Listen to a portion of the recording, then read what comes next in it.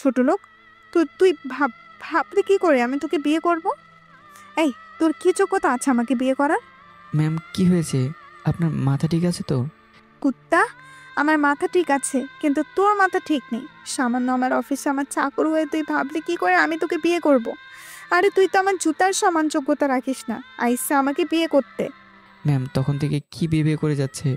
আমি কেন আপনাকে বিয়ে করতে যাবো আজব? দেখ, সাধু সাজিস না। আমি জানি তুই সব কিছু করছিস, তা না হলে আব্বু তোর সাথে আমাকে বিয়ে দেওয়ার কথা ভাবে কেমনে? কি? আপনার বাবা আমার সাথে আপনার বিয়ে ঠিক করেছে, অথচ আমি জানি না? নাটক কম করিস ছোট লোক। দেখুন, আমি কোনো নাটক করছি না। তাছাড়া আমার পরিবার আমার জন্য মেয়ে দেখতেছে, আর মনে হয় এটা পারিবারিকভাবে হয়েছে। আমি এত কিছু জানি না, এখন তুই তোর মা বাবাকে বলবি আমাকে তুই বিয়ে করতে পারবি না। আমি কেন বলবো? আপনি আঙ্কেলকে বললেই হয়। আপনি বলেন। ছোট লোক, আমি যদি পারতাম তাহলে তোর মতো ছোট লোক চাকর রাস্তার একটা ছেলেকে বিয়ে ভাঙার জন্য বলতাম না। হয়েছে হয়েছে, এত দেমাগ দেখাতে হবে না। কি বললি কুত্তা? আমি তোর সাথে দেমাক দেখাচ্ছি? তাই নয় তো কি? এমনভাবে কথাগুলো বলছেন যে আমি আপনাকে বিয়ে করতে উঠে পড়ে লেগেছি। মানে? দেখেন, বিয়েটা পারিবারিকভাবে হচ্ছে, বরের অনুমতি ছাড়া বিয়ে হবে না। তাই আমি আগে রাজি থাকতে হবে, আর আমি তখনই। আর তখন আমার ছবি দেখে তুই আমাকে বিয়ে করতে উঠে পড়ে লাগবি? কারণ আমার কাছে টাকা সম্পত্তি সব আছে। আর তোদের মতো ছোট লোকগুলোকে এটা চাই, তাই না? বড় লোকের মেয়েদের বিয়ে করে লাইফ সেটেল করা। এই আপনি একটু বেশিই বোঝেন। আমি আপনাকে কখনো বিয়ে করতে রাজি হতাম না, আর কখনো বিয়েও হতো না। আমি আজকে আব্বুকে বিয়ে ভাঙতে বলবো, কারণ আপনি আমার যোগ্য না। কি বললি কুত্তা? আমি তোর যোগ্য না? নাকি তুই আমার যোগ্য না? আরে ছোট লোক, তুই একবার তোর দিকে তাকা আর একবার আমার দিকে। তোর পুরো মাস যে টাকা দিয়ে চলে, আমার ওই টাকা দিয়ে একদিন চলে। আর তুই বলছিস কিনা আমি তোর যোগ্য না? ম্যাম, টাকা দিয়ে সব হয় না। আপনার সারা জীবনই টাকা থাকবে না। এই সম্পত্তি আপনি মরে গেলে কবরে নিয়ে যেতে পারবেন না। শুধু পারবেন সাদা কাপড় আর একটা আমলনামা। তাহলে তো অহংকার কিসের ম্যাম? আর কি বলেন ম্যাম, আপনার দিকে তাকাতে? আর আমি আপনার দিকে তাকিয়েছি, তাই তো বললাম। আপনি একটা অহংকারী বদমেজাজি একটা মেয়ে, মানুষকে সম্মান করতে পারেন না। আর যে ব্যক্তি অন্য ব্যক্তিকে সম্মান করতে পারে না, সে কীভাবে বউ মেটেরিয়াল হবে? আর আপনাকে আমি কেন, কেউই বিয়ে করতে চাইবে না, কারণ আপনি কোনো সংসারই করতে পারবেন না। ম্যাম, টাকা থাকলে সব কিছু করা যায় না। আর তাছাড়া এই টাকা অফিস আপনার না, এইসব আপনার বাবার। তাই ধরতে গেলে আপনার কাছে কিচ্ছু নেই। যাক ম্যাম, অনেক কথাই বলে দিলাম, ক্ষমা করবেন। আমি আজ আম্মুকে মানা করে দেব। এতক্ষণ ধরে নীলা আমার কথাগুলো মন দিয়ে শুনছিল, কিন্তু মন গলেনি, উল্টে আরও রেগে গেল। কি বললি ছোট লোক? আমি ওয়াইফ ম্যাটেরিয়াল না? আমি কারো স্ত্রী হওয়ার যোগ্যতা রাখি না? আমি সংসার করতে পারবো না? ঠিকই বলেছেন ম্যাম, আপনি এসব কিছুর যোগ্য না। আর এমন অযোগ্য মেয়েকে যে যা করুক, আমি বিয়ে করব না। কি? আপনি নিশ্চিন্তে কেবিনে যেতে পারেন, কারণ আমি আপনাকে বিয়ে করব না। আর আমি আজকে আব্বুকে বলবো বিয়ে ভাঙতে। নীলা আমার কথা শুনে মনে মনে বলল, এত বড় অপমান সামান্য একটা চাকর হয়ে বলে কিনা আমি তোর বউ হওয়ার যোগ্য না? তুই কি বললি আমি কারো বউ হওয়ার যোগ্য না? হুম, তুই ঠিকই বলছিস। চাকরের বাচ্চা, আমাকে অপমান করছিস তাই না? এইসব ভেবে একটা মুচকে হাসি দিয়ে বলল, এই শোন, তোকে বিয়ে ভাঙতে হবে না। কেন? বিয়ে কি আপনি ভাঙবেন? না, আমি কেন বিয়ে ভাঙতে যাবো আজিব? তাহলে বিয়ে ভাঙবে কি করে? বিয়ে তো ভাঙবে না। মানে? মানে হলো শোনা, আমাদের বিয়েটা হচ্ছে। কি? ম্যাম, ফাজলামো করবেন না। ফাজলামি করছি না, সত্যি বলছি, আমি তোকে বিয়ে করছি আর করব। তোকে ছাড়া কাউকে বিয়ে করব না। হ্যাঁ, বলেই হলো। আপনি বিয়ে করলে কি হয়ে যাবে? আমি জীবনে আপনাকে বিয়ে করব না, মরে গেলেও বিয়ে করব না আপনাকে। অফিসে দেরি হওয়াতে তাড়াতাড়ি গাড়ি থেকে নেমে ভাড়া মিটিয়ে অফিসের দিকে দৌড়ে যাচ্ছি। আমার যেন কোনো দিকে খেয়ালই নেই, শুধু লক্ষ্য একটাই, সেটা হলো অফিসে নিজের টেবিলে টাইমের ভেতরে প্রবেশ করা। যদিও লেট হলে সমস্যা নেই, তারপরে আমি সময় মতো যেতে পছন্দ করি। আমি আবারও নিজের হাতে থাকা ঘড়ির দিকে তাকিয়ে দেখি আর মাত্র 5 মিনিট বাকি। তাই আর কোনো কিছু না ভেবে অফিসের গেট খুলে কোনো দিকে না তাকিয়ে দিলাম দৌড়। কিন্তু বেশিক্ষণ আর দৌড়াতেই পারলাম না। তার কারণ, হঠাৎ করে সামনে কেউ একজন চলে আসতেই নিজের তাল সামলাতে না পেরে সামনে থাকা মানুষটার সাথে ধাক্কা খেয়ে দুজন দুদিকে পড়ে গেলাম। ও মা গো, কোমরটা গেল রে! কোন কানার বাচ্চা কানা আমারে ধাক্কা দিলি? আমি মেলি কণ্ঠ শুনে তাড়াতাড়ি মাটি থেকে উঠলাম। মেয়েটাকে তোলার জন্য হাত বাড়িয়ে দিয়ে বললাম, আসলে সরি মিস, আমি দেখতে পাইনি। অফিসে লেট হয়ে যাচ্ছে তো। কিন্তু মেয়েটা আমার সাহায্য না নিয়েই নিজে থেকে উঠে দাঁড়ালো। আমি কিছু বুঝে ওঠার আগে মেয়েটা আমার গালে ঠাস ঠাস করে 2টা থাপ্পড় দিয়ে বলতে লাগলো, ছোট লোকের বাচ্চা, তোর সাহস কি করে হয় আমাকে ধাক্কা দেওয়ার? চোখ কি হাতে নিয়ে হাঁটিস নাকি? হুম? আমি মেয়েটার আচরণে কিছুটা অবাক হলাম। গালে হাত দিয়ে আছি। আরে আপনি এমনটা করছেন কেন? আমি তো বললাম আমার ভুল হয়েছে। তোর ভুল হবে কেন ছোট লোকের বাচ্চা? তোর জন্য আমার এত দামি জামাটা নষ্ট হয়ে গেল। আমি তো আপনাকে সরি বলছি। তাছাড়া আমি তো ইচ্ছে করে এমনটা করিনি। আপনি শুধু শুধু আমার সাথে খারাপ আচরণ করছেন কেন? এই ছোট লোকের বাচ্চা, তোর সাহস কি করে হয় আমার মুখের উপর কথা বলার? হুম? তাছাড়া তোদের মতো রাস্তার ছেলেদের আমার চিনা আছে। বড় লোক সুন্দরী মেয়ে দেখলে কুকুরের মতো ঝাঁপিয়ে পড়িস। দেখেন, আপনি আমাকে যা তা বলে অপমান করতে পারেন না। আমি বললাম তো সরি আপনাকে। আমার ভুল হয়েছে। তোদের মতো ছোট লোকরা শুধু সরি বলতে পারিস। তোর জন্য আমার এত দামি ড্রেসটা নষ্ট হয়ে গেল, তার উপর আবার মুখে মুখে তর্ক করছিস। এই, তোর কোনো যোগ্যতা আছে আমাকে টাচ করার? খ্যাত লাগছে। গা থেকে কি দুর্গন্ধ! মনে হচ্ছে নর্দমা থেকে উঠে এসেছে। সর আমার চোখের সামনে থেকে। কোথায় থেকে আসে এইসব বস্তির ছেলেগুলো? মেয়েটার এমন কথা শুনে এবার আমার রাগ উঠে গেল। ম্যাম, অনেক হয়েছে। আর না, আপনি আমাকে যা তা বলে অপমান করছেন, যেখানে দোষ দুইজনের সমান। আমি সরি বলেছি, এতে আপনি মেনে চলে যেতে পারতেন। কিন্তু আপনি আপনার নিজ মানসিকতাকে দেখিয়ে দিয়েছেন। ম্যাম, টাকা না থাকলে গরিব মিসকিন বলতে পারেন, তবে ছোট লোক না। ছোট লোক হলেন আপনি। আপনাদের মতো বড় লোকের বিগড়ে যাওয়া কিছু ছেলে মেয়েরা, যাদের নিজের মন মানসিকতা খারাপ, নিচু মনের মানুষ, কিন্তু তারাই নিজেদের দিকে না তাকিয়ে অন্যদেরকে ছোট মনে করে অপমান করে। আমার কথা শেষ হতে না হতেই কুত্তার বাচ্চা, তোর এত বড় সাহস আমাকে অপমান করছিস? এই নীলা চৌধুরীকে অপমান করছিস? সামান্য রাস্তার একটা ছেলে হয়ে আমার সামনে দাঁড়িয়ে কথা বলতে পারিস? এটা তো সাত জন্মের ভাগ্য। কে আপনি? আপনাকে চেনার কি আছে? তাছাড়া এই যে একটু সময় আপনাকে চেনা হয়ে গেছে যে আপনি কতটা নিচু মনের মানুষ। এই কথা শেষ হতেই মেয়েটা কিছু বলতে যাবে, তার আগে মেয়েটার ফোনে একটা কল আসলো। তাই মেয়েটা আমার কলার ধরে বলতে লাগলো, তোকে তো আমি দেখে নেব, ছোট লোকের বাচ্চা। আপনার হাতের ফোনটা দিয়ে ছবি তুলে গ্যালারিতে রাখতে পারেন, আর যখন ইচ্ছে তখন দেখতে পারেন মিস। আমার কথা শুনে মেয়েটা যেন আরো রেগে গেল, কিন্তু মেয়েটার তাড়া থাকতে সে আর আমার দিকে রাগী দৃষ্টিতে তাকিয়ে হনন করে চলে গেল। আমি মেয়েটার দিকে একটু তাকিয়ে অফিসের দিকে যেতে যেতে বলতে লাগলাম, কি আজব মেয়ে বাবা, গায়ে পড়ে ঝগড়া করতে এসে। আল্লাহ অঙ্কের মেয়ের সামনে যেন আর না ফালাও। মেয়েটার জন্য আজ আমার অফিসের লেট হয়ে গেল। যদি বস কিছু বলবে না, তারপরেও লেট হয়েছে। এইসব বলতে বলতে আমি অফিসে এসে কেবিনে গিয়ে কাজ করতে লাগলাম। তখনই আমার রুমে একজন মানুষ প্রবেশ করে বলল, তা অফিস কেমন লাগছে আহাম্মদ তোমার? হঠাৎ কেবিনে কেউ এমন কথা বলাতে আমি মাথা উঁচু করে দেখতেই দাঁড়িয়ে গেলাম। স্যার, ভালো আছেন? আজ 1 সপ্তাহ হলো অফিসে জয়েন করেছি। এতে যদি লেট করি তাহলে স্যার তো দেখতে আসবে কেবিনে। আজ না জানি কি বকা দেয় স্যার। আরে বাবা, মাথা নিচু করে কি ভাবছো? আমি স্যারের কথা শুনে হকচকে উঠলাম। জি, মানে স্যার, তেমন কিছু না। তো স্যার, আপনি কষ্ট করে আমার কেবিনে কেন আসতে গেলেন? আমাকে ডাকলে আমি চলে যেতাম। আর স্যার, দাঁড়িয়ে কেন বসেন? আমি উঠে গিয়ে আমার চেয়ারে এগিয়ে দিলাম। না, বসতে আসিনি, কিছু কথা বলতে এসেছি। হ্যাঁ, বলুন, কি কথা স্যার?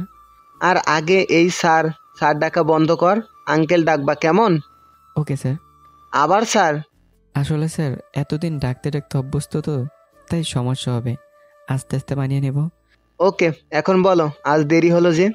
স্যারের কথা শুনে আমি স্যারের দিকে দাঁত খেলে হাসি দিয়ে বললাম, আসলে স্যার, ঘুম থেকে উঠতে একটু দেরি হয়ে গেছিল তাই। তবে স্যার, সত্যি বলছি, কাল থেকে আর এমন হবে না। আরে সমস্যা নাই, এমন একটু একটু দেরি হয়। তা যেটা বলতে এসেছিলাম, স্যারের কথা শুনে আমি স্যারের দিকে জিজ্ঞাসানো দৃষ্টিতে তাকিয়ে আছি।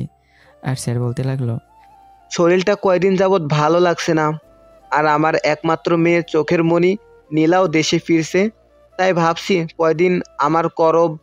আর কাল থেকে অফিসে আমার মেয়ে বসবে। আর তুমি বাবা একটু অফিসটা নিজের মতো দেখিও কেমন? আমার মেয়ে এখানে নতুন তো, তাই কিছু বুঝবে না। স্যার, আপনি চিন্তা করবেন না, আমি অফিসটাকে নিজের মতো করে দেখব, সাথে আপনার মেয়েটাকেও। বাবা, তোমার কথা শুনে আমি একটু শান্তিতে থাকতে পারবো। আরে শান্তিতে কেন, একদমই নিশ্চিন্তে থাকতে পারেন। আপনার মেয়ে আমারই হবে, এটা একটু বিড়বিড় করে বললাম। কিছু কি বলবা? কুকু, কই কিছু না তো স্যার, বললাম আপনি নিশ্চিন্তে থাকতে পারেন। ওটা তো থাকবো, কিন্তু তার সাথে একটু সাবধানে চলাফেরা করিও, অনেক রাগী। আর কথার আগে হাত চলে বেশি। স্যার সমস্যা নেই, সব কিছু আমি ঠিক করে নেব। কি বললে? না হ্যাঁ কিছু না। আচ্ছা কাজ করো, তাহলে আমি আসি। এই বলে স্যার চলে গেল আর আমি কাজ করতে লাগলাম। ও শেট, এত কিছু বলে ফেললাম, এখন আপনাদের পরিচয় দিলাম না। আমি আহমদ, বাবার নাম রাজীব হাসান আর মায়ের নাম রেহানা বেগম। সাথে একটা ছোট্ট প্যাকেট বোম আছে, মানে আমার বোন এবার 10ম শ্রেণীতে পড়ে, নাম রুহি। আর এখন যিনি আমার সাথে কথা বলে গেল সে হলো আমার স্যারকম আঙ্কেল বেশি, মানে আমার আব্বুর বন্ধু। তাই তো অনার্স শেষ করতেই বাবা জোরাজুরিতে তার বন্ধুর অফিসে চাকরি করছি। ভাবছিলাম অনার্স শেষ করে চিল করব, কিন্তু বাবার জন্য পারলাম না, কারণ আমরা তো মধ্যবিত্ত, আমাদের চিল বলতে কোনো শব্দই নেই। আপনাদের সাথে পরিচয় পর্ব শেষ করতে করতে একটা ফাইলের কাজ শেষ করে স্যারের কাছে নিয়ে গেলাম। ফাইলটা দেখে আরও 2টা ফাইল নিয়ে আসতে লাগলাম। যখন নিজের কেবিনের দিকে আসতে যাব তখনই চোখ পড়লো আমার থেকে 2টা কেবিন দূরে রাফির কেবিনে। রাফি হলো আমার বন্ধু, একা একা কাজ করতে ভালো লাগবে না, তাই আঙ্কেলকে বলে রাফিকে অফিসে চাকরিটা নিয়ে দিলাম। কারণ রাফি আমার অনেক আগে থেকে চাকরি খুঁজতেছে, কিন্তু বাংলাদেশ বলে কথা।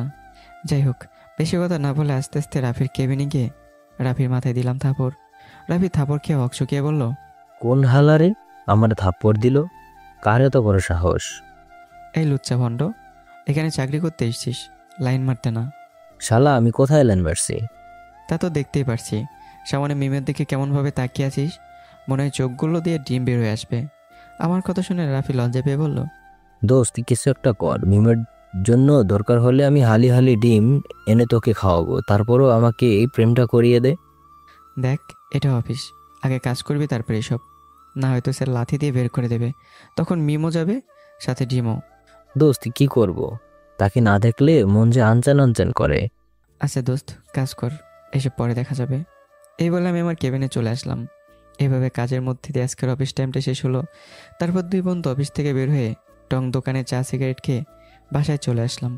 বাসায় গিয়ে রুমে এসে ফ্রেশ হয়ে ফোন টিপতে লাগলাম। তারপর রাতের খাবার খেয়ে আম্মু ডাক দিল, তাড়াতাড়ি করে চলে গেলাম, কারণ আমি বাবার চেয়ে আম্মুকে বেশি ভয় পাই। নিচে গিয়ে সুন্দর মতো ভালো ছেলের মতো খাবার টেবিলে বসে পড়লাম। কিরে ছোট বৌমার কটকটি রানী, কি খবর? আমার এমন কথা শুনে রুহি রেগে মেগে বলল, আম্মু, তোমার ভালো সেজে থাকা বাদর ছেলাইছে, খাবার দাও নরখাদকে। এই মুটকি নরখাদক তুই, আমি না। সারাদিন বসে বসে খাস, আম্মুর কাছে হাত বাড়ালে কি হয়? যা গিয়ে আম্মুর সাথে কাজ কর, মোটুনি মুটকি। তো এত যখন আম্মুর কষ্ট হয় ভাবিস, তাহলে আমাকে না বলে নিজে একটা বিয়ে করলেই তো হয়। পেটুক কোথাকার, খেতেই তো পেটটা যে গোদাম বানাইছিস। বেশি কথা বললে তোকে বিয়ে দিয়ে দেবো, তোকে খাইয়ে আর মোটা করতে পারছি না, তোকে তো জামাই খাওয়াবে না। আমার এই কথা শুনে রুহি আম্মু বইরা ছেলে আমার এই কথা শুনে রুহি চিৎকার করে আম্মুকে বলল, আম্মু ওই বইরা ছেলে আমাকে মুটকি বলে। এটা বলে চিৎকার করতে লাগলো। আম্মু রান্নাঘর থেকে লাঠি নিয়ে এসে বলল, এই তোরা কি শুরু করেছিস? আর একটা কথা বলবি তো, দুজনের খাওয়া বন্ধ। এই কথা শুনে দুজনে চুপ হয়ে গেলাম। তারপর আম্মু রান্নাঘরে গিয়ে খাবার নিয়ে আসতে লাগলো, সাথে রুহিও হাত বাড়িয়ে দিচ্ছে। এটা দেখে আমি আস্তে করে বললাম, এইবার ঠিক আছে। যেটা শুনে রুহি আমার দিকে রাগি চোখে তাকিয়ে আম্মুর সাথে কাজ করতে লাগলো। তারপর সব খাবার টেবিলে আনতে আমি নিজে গিয়ে খেতে লাগলাম। তখনই আব্বু এসে টেবিলে বসতে বসতে বলল, তা বাবা, তোর অফিস কেমন চলছে? হ্যাঁ ভালো চলে আব্বু। তখন রুহি বলে উঠলো, আব্বু সবকিছু তো ভালোই চলছে, এখন ঘর চালার জন্য একটা নিয়ে আসো। রুহি, তা আর বলতে, ওটা তো অনেক তাড়াতাড়ি আসবে। আমি প্রথমে রুহির দিকে তাকিয়ে আম্মুর দিকে জিজ্ঞাসানো দৃষ্টিতে তাকালাম। আম্মু তোমাদের কথা বুঝতে পারছি না, কি বলছো? তার আগে বল, তোর কোনো মেয়ে পছন্দ আছে? না, তোমার কোনো পছন্দের মেয়ে নেই? তাহলে তো ভালো, আমরা ভাবছি তোর জন্য একটা সুন্দর কিউট বউ আনবো। আম্মু ওটা তো একদিন আনবে, কিন্তু এইসব বিষয়ে এখন কথা বলো না, আর কয়েকদিন যাক তারপর। চুপ, একদম চুপ। বিয়ে ঠিক হতে হতে এমনিতে কয়েকদিন যাবে। আম্মুর ধমক শুনে আর কিছু না বলে খেতে লাগলাম, আর মনে মনে বলতে লাগলাম, হয়েছে, এদের আমার সুন্দর লাইফটার উপর নজর লেগেছে। আজকে স্যারের কথা শুনে কত শখ করলাম, স্যারের মেয়েকে পটাবো, কিন্তু আর হলো কোথায়? এদেরকে তো আমার উপর নজর লেগেই গিয়েছে, এখন আর শান্তি মতো চলতেও পারবো না। এইসব ভাবতে ভাবতে খাবার খেয়ে রুমে এসে ঘুমিয়ে পড়লাম। সকালে রুহির ডাকা দেখিতে ঘুম থেকে উঠলাম। এটা নি, এত ডাকছিস কেন? কুত্তা, তোকে ডাকাও ভুল হয়েছে না? না ডাকলে অফিসে দেরি হতো আর বসের বকা শুনতি, আর কখনো তোকে ডাকবো না, যা। এটা বলে রুহি রাগ দেখে চলে যেতে লাগলো। এটা দেখে আমি দৌড়ে আমার বোনের সামনে গিয়ে বললাম, সরি রে বোনু, আমার ভুল হয়েছে। এই নে 100 টাকা, কিছু খাস? আমি ফকি না, এই নে তোর টাকা। এই না না, আমার বোন রাগ করে না। এই নে 200 টাকা, তারপরে আমাকে প্রতিদিন ডেকে দিস। আর এখন রুমটা একটু গুছিয়ে দে। এটা বলে দৌড়ে ওয়াশরুমে চলে গেলাম। তারপর রুমে এসে দেখি আমার ডাইনিং রুম সুন্দরভাবে গুছিয়ে দিয়েছে। এসব আর না ভেবে রেডি হয়ে নিচে গিয়ে নাস্তা করতে লাগলাম। তখন আম্মু বলল, আহমেদ, তোর জন্য একটা সুন্দর বৌমা দেখেছি, তুই দেখ, একবার পছন্দ হবে। কি লক্ষ্মী মেয়ে, দেখ দেখ। আমি আম্মুর কথা শুনে একটু বিরক্ত হলাম। আম্মু, তোমাদের পছন্দ হয়েছে, তোমরা কি করবা না করবা সেটা তোমরা জানো, আমার দেখতে হবে না। তুমি জানো তোমার কথা আমার কথা। আম্মু আমার কথা শুনে আলহামদুলিল্লাহ বলে খুশি হয়ে আব্বুর কাছে চলে যেতে যেতে বলল, ওগো, শুনছো, তোমার ছেলে মেয়ে পছন্দ করেছে। এদিকে আমি নাস্তা করে বাসা থেকে বের হয়ে অফিসের উদ্দেশ্যে রওনা দিলাম। কিছুক্ষণের মধ্যে অফিসে আসতে আমি অবাক হয়ে আছি। তার কারণ হলো সবাই অফিসের সামনে ফুলের তোড়া হাতে নিয়ে দাঁড়িয়ে আছে। তখনই রাফি দৌড়ে আমার সামনে এসে আমার হাতে ফুলের তোড়া দিয়ে বলতে লাগলো, মামা, আজ স্যারের মেয়ে জয়েন করবে, তাই সবাই ফুল নিয়ে দাঁড়িয়ে আছে, তুইও দাঁড়া, এক্ষুনি ম্যাম আসবে। তাই আমিও রাফির কথা মতো সবার সাথে দাঁড়িয়ে গেলাম। তখন একটা কালো গাড়ি আমাদের সামনে এসে দাঁড়ালো। সবাই এক দৃষ্টিতে তাকিয়ে আছে গাড়ির দিকে। তারপর গাড়ি থেকে আস্তে আস্তে এক পা দিয়ে একটা শার্ট প্যান্টে পরা আঙ্কেল, তুকু, আন্টি, এই না মেয়ে বের হতে লাগলো। আমি সহ সবাই তার বেরিয়ে আসার দিকে তাকিয়ে আছি। যখনই মেয়েটা গাড়ি থেকে বের হলো তখনই আমার মাথা চক্কর দিয়ে উঠলো, চোখ দুটো বড় বড় হয়ে গেল, এই জন্য এক্ষুনি কার্টুনের মতো বের হয়ে যাবে। তখনই রাফি আমার অবস্থা দেখে বলল, কিরে মামা, ক্রাশ খেলি নাকি? ওটা খেয়েছে কিনা জানি না, তবে সামনে প্রচুর বাঁশ খেতে হবে এটা নিশ্চিত। নিজেদের মধ্যে কথা বলছিলাম, তখনই খেয়াল করলাম মেয়েটা আমার দিকে রাগী দৃষ্টিতে তাকিয়ে আছে আর আমার দিকে আসতে বলল। এদিকে মেয়েটার রাগী চোখ দেখে ভাবতে লাগলাম, আব্বুকে বলে অফিস থেকে বের হতে হবে, এই মেয়ের অফিস, আমি কখনোই কাজ করব না। এইসব ভাবছি তখনই মেয়েটা আমার সামনে এসে বলল, এই যে মিস্টার, ফুল নিয়ে দাঁড়িয়ে থাকবেন নাকি দিয়ে দিবেন? ম্যামের এমন কথায় ভাবনা থেকে বের হয়ে তাড়াতাড়ি করে ফুলটা ম্যামের দিকে দিতেই ম্যাম মুচকে হাসি দিয়ে বলল, আগামী দিনের জন্য শুভকামনা। এটা বলে চলে গেল। আর তখন রাফি বলল, কিরে মামা, এখানে অনেক তো ছিল, কিন্তু কাউকে তো ম্যাম অভিনন্দন জানালো না, তোমাকে কেন জানালো?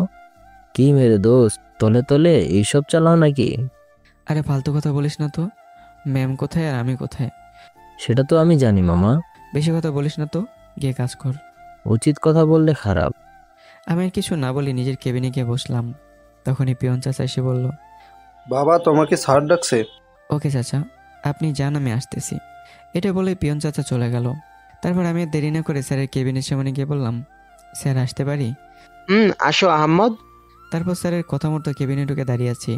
আর চোখে তাকিয়ে দেখি ওই নীলা নামের মেয়েটা, মানে ম্যাম, স্যারের চেয়ারে বসে আমার দিকে কেমন যেন রাগি চোখে তাকিয়ে আছে, যেন একা পেলে কাঁচা খাবে। নীলামা শোন, হ্যাঁ বাবা, বলো। এ হচ্ছে আহমদ, এই অফিসের মধ্যে সব থেকে ভালো ছেলে এবং ভালো কাজও পারে। নীলা এমন কথা শুনে আমার দিকে আর চোখে তাকিয়ে বলে, ভালো না ছাই, দেখতে মনে হচ্ছে বতের হাড্ডি, খ্যাত একটা। কেন যে বাবা এইসব গাইয়া খ্যাতকে চাকরি দেয় বুঝি না। নীলা, কোথায় হারিয়ে গেলি আবার? স্যারের কথায় ম্যাম আমতা আমতা করে বলল, কই কোথাও না, তুমি বলো। শোন, তুই যেহেতু নতুন, তাই কোনো সমস্যা হলে আহমদকে বলবি, সে সমাধান করে দিবে। কি আহমদ, আমার মেয়েকে সাহায্য করবে তো?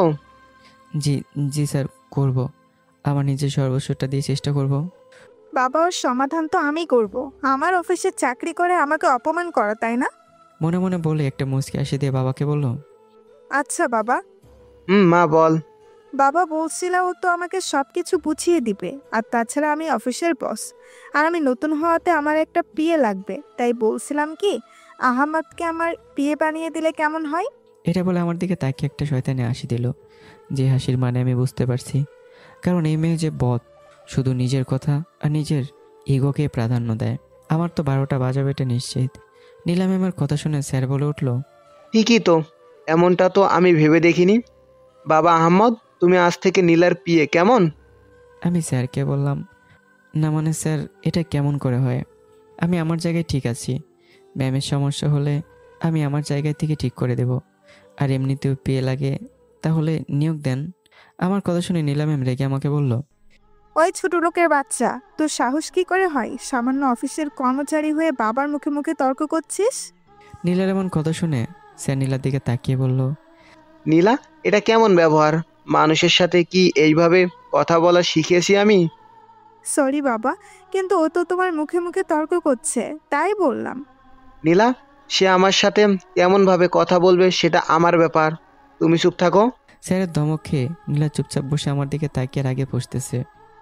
শালা ছোট লোক খ্যাত, তোর জন্য বাবা আমাকে ধমক দিচ্ছে। তোকে তো আমি ছাড়বো না, সব কিছুর হিসাব আমি নিব, তা না হলে আমার নাম নীলা চৌধুরী না। আহমদ, সমস্যা নাই, তুমি পিয়ে হও, আমি তোমার জায়গায় অন্য কাউকে রেখে দিবনি। ওকে স্যার, আপনি যেমনটা।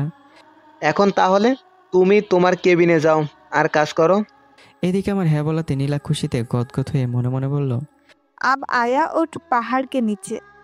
স্যারের কথা শুনে আমি মুখটা মলিন করে আমার কেবিনে চলে গেলাম। এদিকে আমি কেবিন থেকে বের হয়ে নিজের কেবিনে যেতে যাব, তখনই রাফি বলল, কি রে মামা, মুখটা এমন করে আছিস কেন?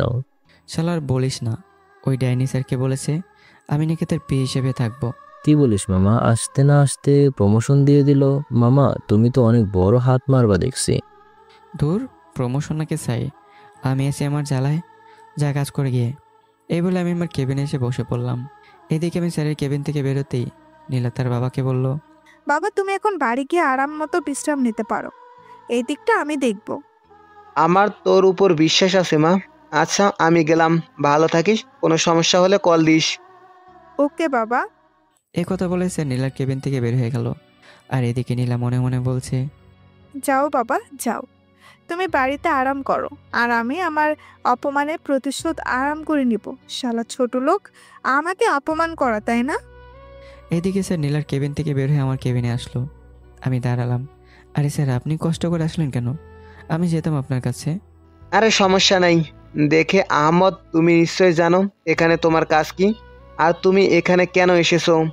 স্যার, আমি জানি আমার কাজ কি, আমি এখানে কেন এসেছি, কিন্তু স্যার আগে যদি জানতাম এটা আপনার মেয়ে, তাহলে আমি আসতামই না। জানলেও আসতে, আর না জানলেও আসতে তোমাকে হতো। আর তুমি চাইলে এখান থেকে যেতে পারবে না, সেটা তুমি ভালোভাবে জানো। থাক, এইসব ছাড়ো, এখন থেকে নিজের কাজটা ভালোভাবে করবা, কারণ আজ থেকে তোমার কাজ শুরু। স্যার, আপনি চিন্তা করবেন না, আমি এখান থেকে সব কাজ ভালো করে করব। দেখো বাবা, আমার মেয়েটা অনেক রাগী, বদমেজাজি। সে শুধু নিজের কথাকে উপর রাখতে চায়, এবং সে নিজের হার মানতে সহজে চায় না, যেটার কারণে সে ভুল কোনটা সঠিক কোনটা বুঝতে পারে না, আর যার জন্য সে একদিন বড় ভুল করতে পারে, যেটার জন্য আমাকে অনেক কষ্ট দিতে পারে। একটু দেখে রাখিও, আমি চলে যাচ্ছি, আর কোনো সমস্যা হলে কল দিও। এটা বলে স্যার চলে গেল। আর আমি রাগে টেবিলে একটা থাপ্পড় দিলাম। শালার কোন ঝামেলাতে পড়ে গেলাম আমি। আব্বু আম্মু আমাকে এখানে কেন পাঠালো? আর কোনো অফিস ছিল না? শালা না পারবো কিছু বলতে, না পারবো চাকরি ছাড়তে, তবে আমি ওই ডাইনির অত্যাচার সহ্য করব না। ও, আপনারা স্যারের কথা তো কিছু বুঝতে পারছেন না, আর আমি আবার কি বলছি সব বলবো, একটু দাঁড়ান। বসলে কিন্তু বলবো না, সব না বললেও একটু বলছি, যতটুকু জানি আর কি। আব্বু যখন আমাকে অফিসে চাকরি করতে নিয়ে আসে, তখন স্যারের সাথে 6 মাসের একটা চুক্তি হয়। আর এটা হচ্ছে এই অফিসের একটা নিয়ম, 6 মাসের আগে কেউ নিজে থেকে চাকরি ছাড়তে পারবে না, কিন্তু তারা বের করে দিলে ওইটা আলাদা। আর স্যারের কথার মানে হলো, আমি যদি অফিসে চাকরি না করতাম, আমার বাবা আমাকে জোর করে হলো চাকরি করতে বাধ্য করতো। এই দেখেন, আপনাদের এসব বোঝাতে বোঝাতে ম্যামের কেবিন থেকে আমার ঢাক পড়লো। তাই দেরি না করে ম্যামের কেবিনের সামনে গেলাম। ম্যাম, আসতে পারি? আয়। তারপর আমি ম্যামের কেবিনে ঢুকে ম্যামের দিকে তাকিয়ে কিছু বলতে যাব, তার আগে ম্যাম আমার কাছে এসে আমাকে ঠাস ঠাস করে 2টা থাপ্পড় লাগিয়ে দিল। আর আমি গালে হাত দিয়ে অবাক হয়ে ম্যামের দিকে তাকালাম। ম্যাম, আমার দোষটা কোথায়? আমাকে মারলেন কেন? চুপ, বেয়াদব ছোট লোক, আবার মুখে মুখে তর্ক করছিস। এই তর্কের জন্য তোকে এই থাপ্পড়টা দিলাম। তখন বাবার মুখে মুখে তর্ক করছিস, বাবা কিছু বলে নাই, তাই বলে আমি কিছু বলবো না, সেটা কেমন করে হয়? আমি কি বলবো কিছু বুঝতে পারছি না। এই ম্যামের কথার থেকে হাত বেশি চলে। ম্যাম, আমাকে কেন ডাকছেন এটা বলেন।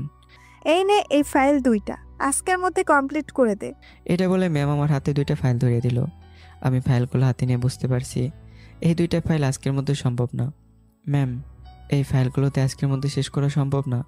এই কথা বলতে নীলা ম্যাম আমার দিকে রাগি চোখে তাকিয়ে বলে, এই ছোট লোকের বাচ্চা, তোকে যেটা বললাম সেটা না করে উল্টো বলছিস ফাইল আজকের মধ্যে শেষ হবে না। এটা তোর বাপের অফিস না। ম্যাম এখানে যেটা সঠিক এটাই বললাম। এতে বাবা মা নিয়ে আসার মানে কি? একথা বলতে নীলা রেগে আমার গালে ঠাস ঠাস করে থাপ্পড় দিয়ে বলল, আমার মুখে মুখে কথা বলছিস? আসলে ছোট লোকদের চাকরি দেওয়াটাই ভুল হয়েছে। কাজ করতে না চাকরি করতে আসছিস কেন? ম্যাম গালটা আপনার সম্পত্তি না যে যখন তখন থাপ্পড় দিবেন। আমি আপনার অফিসে চাকরি করি, তবে আমার শরীর না। আমার এমন কথা শুনে নীলা আরও রেগে আমার কলার ধরে বলল, তোকে তো আমি কি করব বুঝতেই পারছি না শালা। আসলে ছোট লোক, তর্ক না করার জন্য এত থাপ্পড় দিলাম, তারপরেও তর্ক করছিস। ম্যাম তর্ক নয়, প্রতিবাদ করছি। ওকে, প্রতিবাদের ঠাঁই না প্রতিবাদ। এই বলে দাঁত কটমট করতে করতে এপাশ ওপাশ দেখতে লাগলো, কিন্তু কিছুই খুঁজে পাচ্ছে না। হঠাৎ করে আরও 3টা ফাইল আমার হাতে দিয়ে বলল, তুই আমার পিয়ে, তাই না? হুম। আমার কথা তোকে শুনতে হবে, তাই তো? হ্যাঁ। তাহলে এই 4টা ফাইল শেষ না হওয়া পর্যন্ত আজ অফিস থেকে তুই যেতে পারবি না। নীলার মুখে এমন কথা শুনে ইচ্ছে করছে ফাইলগুলো তার মুখে মেরে দিই, কিন্তু পারলাম না। ওই ছোট লোক, আমার দিকে এইভাবে লুচ্চার মতো না তাকিয়ে যা, তাড়াতাড়ি কাজ কর শালা খ্যাতা একটা। এদিকে আমি ফাইল নিয়ে বের হতে হতে শালিকে গালি দিতে লাগলাম। আজ আমার মুখ আর হাত 6 মাসের চুক্তি আর আব্বুর কাছে বন্ধ, না হলে তোর চাকরি তোর মুখে মেরে চলে যেতাম। এটা বলে নিজের কেবিনে এসে ফাইলগুলো দেখতে লাগলাম। একটা ফাইলের কাজ করতে করতে কখন যে দুপুর হয়ে গেল সেটা খেয়ালই নেই। আমি ফাইলে মনোযোগ দিয়ে কাজ করছি, এমন সময় মেলিকণ্ঠীকে বলে উঠলো, কি ভাইয়া, শুধু কাজই করে যাবেন নাকি? আমি এই কথা শুনে আর চোখে তাকিয়ে দেখি আমার কলিগ মিম। আমি আবার ফাইলের দিকে চোখ দিয়ে বললাম, আরে মিম যে, ভেতরে আসো। বাইরে কেন? না না না, তোমাকে দুপুরের খাবার খেতে ডাকতে আসলাম। সবাই তো চলে গেল, আপনি খাবেন না? আচ্ছা আপনি রাফিকে নিয়ে গিয়ে খাবার অর্ডার দেন, আমি আসতেছি। আমার কথা শুনে মিম বলল, ওকে ভাইয়া তাড়াতাড়ি আসেন। এটা বলে সে চলে গেল। এদিকে আমি আরও কিছুক্ষণ ফাইলে কাজ করে ফাইল রেখে ক্যান্টিনে গেলাম। ক্যান্টিনে গিয়ে দেখি রাফি আর মিম একসাথে এসে এসে আড্ডা দিচ্ছে। তারপর আমি এগিয়ে তাদের সাথে যোগ দিলাম। তারপর তাদের সাথে আড্ডা দিচ্ছি আর খাবার খাচ্ছি। আর এদিকে সিসিটিভিতে নীলা আমার হাসি দেখে আর আগে জ্বলতে লাগলো আর বিড়বিড় করে বলছে, এই শালার হাসিটা আমার একদম সহ্য হচ্ছে না। কিভাবে এই শালার মুখের হাসি কেড়ে নিতে হয় সেটা আমার ভালো করে জানা আছে। এদিকে 3 জনের খাবার খেয়ে যে যার কেবিনে এসে বসে কাজ করা শুরু করে দিলাম। এভাবে কাজ করতে করতে অফিস ছুটির সময় হয়ে গেল। তখন রাফি এসে বলল, কিরে মামা, বাসায় যাবি না? অফিস তো ছুটি হয়ে গেল। না রে, আমি এখন ম্যামের পেয়ে, ম্যাম যখন ছুটি দেয় তখন যাব। ও আচ্ছা, তাহলে আমি গেলাম, তুই সাবধানে বাসায় যাস। আর এদিকে আমার মন খারাপ হয়ে গেল। অফিস ছুটি হয়ে গেল, এখন মাত্র ফাইল 2টা শেষ করে আরেকটার অর্ধেক শেষ করলাম। আর এদিকে নীলা আমার করুণ অবস্থা দেখে হাসতেছে আর বলতেছে, শালা ছোট লোক, এখন আমার সাথে মাথা উঁচু করে কথা বলার যোগ্যতা হয়নি তোর, আর আসে আমার সাথে তর্ক করতে। বস মজা এখন। এদিকে আমি 3টা ফাইল শেষ করে ম্যামের কাছে নিয়ে গেলাম। ম্যাম এই 3টা ফাইল দেখেন, শেষ। কিন্তু তোকে তো আমি 4টা দিয়েছিলাম। ম্যাম এটা বাসায় গিয়ে শেষ করে কাল নিয়ে আসবো। আচ্ছা সেটা যখন করবি তাহলে আরো 2টা নিয়ে যা। এটা বলে নীলা ম্যাম আমার হাতে আরও 2টা ফাইল ধরিয়ে দিল। আর এটা দেখে আমি কিছু বলতে যাব, তখন নীলা বলে উঠল, আরেকটা কথা বললে আরো 2টা ধরিয়ে দিব।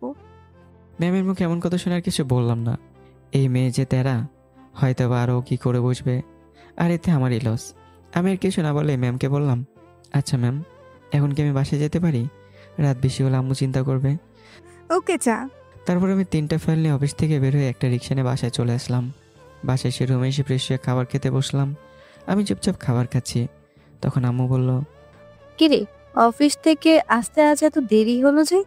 আজ থেকে দেরি হবে আসতে। আচ্ছা আমার একটা কথা বলো তো, কি? তোমরা আমাকে ওই অফিসে চাকরি করতে কেন বললা? দেশে কি আর কোনো অফিস ছিল না?